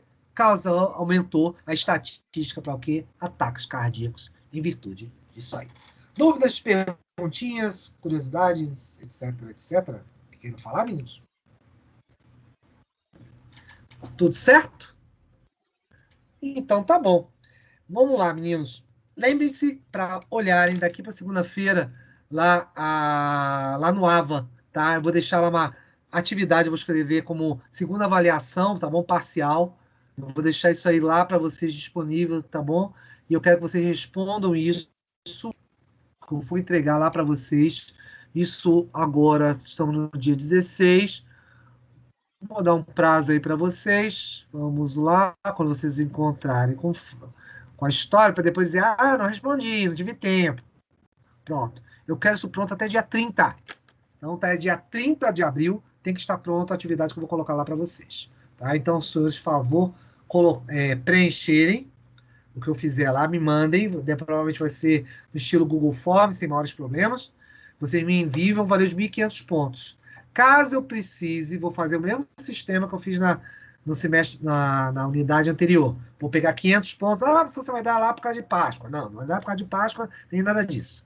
Obviamente vai estar compondo os 1.500 pontos, mas eu vou adiantar esses 500 pontos aí para vocês. Professor, se você não quiser fazer, porque eu não estou afim, etc, etc. Certamente vocês vão fazer, porque vocês são tudo gente boa. Mas é claro, se não fizer, bem democrático. Sabe que eu sou um cara bastante democrático. Se não fizer, pega meus pontos de volta. Só isso. Tudo certo? Otamilson, queria falar alguma coisa? Você levantou a mão aí? Otamilson? Não? Então tá bom. Então vamos lá. Alguma coisa a falar, alguma coisa a dizer, alguma coisa a comentar, etc, etc. Então, Júlio Maria, Luziane, Otamilson, Caio, Helenice, Isabel, Janine, fica aí, Janine, João, Felipe, Letícia, Luciano, Maria Vitória, Natiane, Thaís. Professor? Excelente. Opa, quem fala? Isabel. Fala, Isabel. Eu fiz o exercício que você pediu, já enviei. Bacana, tudo certo. Eu vou olhar depois lá na tabela, tá bom? Tem alguém mais novo que chegou ainda? Janine é novata? Tem alguém mais que chegou novo? Hoje? Tudo certo? Então, todo mundo? Então tá bom, meninos. Excelente semana acadêmica. Tratem de assistir as palestras. Então, sabe que na próxima semana não tem aula, dia 16. Então, a gente se encontra agora dia 23. Não, perdão. Apaga tudo. Entre 19 e 23 é a aula. Hoje é 16. Dia 23 é exatamente a semana acadêmica. Então, a gente não vai ter aula dia 23. Dia 30 estaremos aqui. Certamente os senhores já vão ter me enviado o trabalho, porque será dia 30, meio-dia, que o formulário vai fechar. Sem prorrogações. Ok? Então, abraço vocês todos. Fala, Isabel. O que você quer saber? Sim, professor. E a prova, que eu cheguei também no dia da prova, junto com Janine, do primeiro bimestre. Sim. Janine e Isabel. Isabel e Janine. Isso. Vamos fazer uma coisa? Vamos botar essa prova para a segunda chamada. Deixa ela mais para frente. Porque o que acontece? Qual é o raciocínio? O que eu estou pensando, Janine, também? Falando para você. Os outros estão dispensados. Menina, se só tiver uma... Boa semana. Tchau, professor. Abraço. Boa noite. Boa noite. Vocês. Fiquem bem. Tchau, boa noite. Tchau, criança. Boa noite. Então, como eu estava falando, Isabel e Janine, vamos pensar o seguinte. Como a prova vai ser cumulativa mesmo, a segunda, é melhor que vocês façam a segunda chamada. É melhor do que eu parar botar vocês para fazer prova no dia que eu estiver dando aula. Então, fica até inviável. Deixa eu fazer a segunda chamada, é melhor. Porque vocês vão ter que estudar tudo mesmo. Não tem para onde correr. Eu acho que vai ficar mais prático. E os trabalhos é isso. Eu vou lançar, vou ver lá. Eu acho que a Janine até me avisou, né? Tudo certo, já lancei o dela. E o seu, Isabel, depois. Tudo certo, então? Tá certo, professor. Tudo bem, professor. Janine, tem alguma Obrigada. pendência, alguma coisa que você queria falar? Obrigada. Nada, Não, Isabel? pendência não. A única pendência que tinha foi todas as atividades que o senhor pediu, já entreguei. E essa questão, como o senhor já jogou para a É melhor a segunda, gente deixar assim, Janine, porque é melhor do que eu chegar e falar, vai ter prova no dia 30. Aí você vai, não assiste aula, aí vai. Então, é melhor a gente jogar para a segunda chamada, porque de qualquer forma o conteúdo é único. Então, não tem muita professor, eu mudança. estou fazendo enfermagem, então essa história de, não ter atenção em duas coisas é um pouco complicada. A gente tem que estar com um olho no padre, outro na missa e o terceiro no gato. Não, mas não se preocupa não, vai dar tempo, tudo dá certo. Vai por mim. Você é oitavo, você não falou para mim que era oitavo, você mexe nisso? Não, sétimo. Para tu não chegar ao oitavo, né? Você não Sétimo, enlouquecer. oitavo? Pois é. Então, não se preocupe em relação a isso, não, até por causa da questão de pontuação. Fique tranquilo. Eu só estou falando isso para não ter que parar vocês numa aula. Tanto você como Isabel, botar vocês fazerem prova. Por causa disso. Mas por causa disso. Tudo bem, professor. Muito obrigada. Nada, disponha, tá bom? Qualquer coisa, acessem meu e-mail, marcos.abraão. Estou à disposição de vocês, tá bom? Fiquem com Deus, meninos. Outra coisa, adorei o conteúdo do YouTube, viu? Ficou bacana, não Parabéns. ficou? Ó, tá bom, muito obrigado. Pois é, porque ajuda, né? Porque às Também, vezes... professor, assisti suas aulas lá. Valeu, Bel. Valeu, obrigado. Então, mas ajuda exatamente porque às vezes está faltando aula. Teve aluno meu que falou, poxa, Marcos, tem uma aula X que não estava lá, que é de uma outra disciplina. Ele foi ver, como eu botei no YouTube, salvou ele, porque não tinha o Teams, não sei porque o Teams não gravou. Então é bom aquilo ali como uma tábua de salvação para vocês. Tá bom? Tá bom. Então, Obrigada, coisa, professor. das Bom horas. final de semana. Assista as palestras. A Lasme tem uma maravilhosa. Voltada mais para a turma de enfermagem, né? Mas Tá bom. Nesse contexto de pandemia, a gente vai falar sobre a espiritualidade também, que é muito importante nesse momento. Bacana. Minha mulher também, ela trabalha, ela é terapeuta e é espírita também. Bacana. Então, também sou de enfermagem, colega. Então, olha que legal. Pois é, Isabel também é, isso que eu ia falar. Só que ela toma um pouquinho mais anterior. Vai ter certificado. Você, né, Isabel? Você é o quarto. Quem, eu? É você, Isabel. Quarto, na realidade, professor, eu estou dessemestralizada, né? Era para eu estar no 9º. Nossa Senhora. Tá bom. Desses detalhes para lá. Aí eu estou pegando algumas disciplinas. Tá bom, vou ver se eu vejo depois lá, Janine. Valeu o convite. Tá Obrigado. certo. Boa noite, boa sexta. Vocês todos aí. Semana. Bom, meninos. Boa noite, bom final de semana. Até dia 30. Valeu. Tchau, tchau.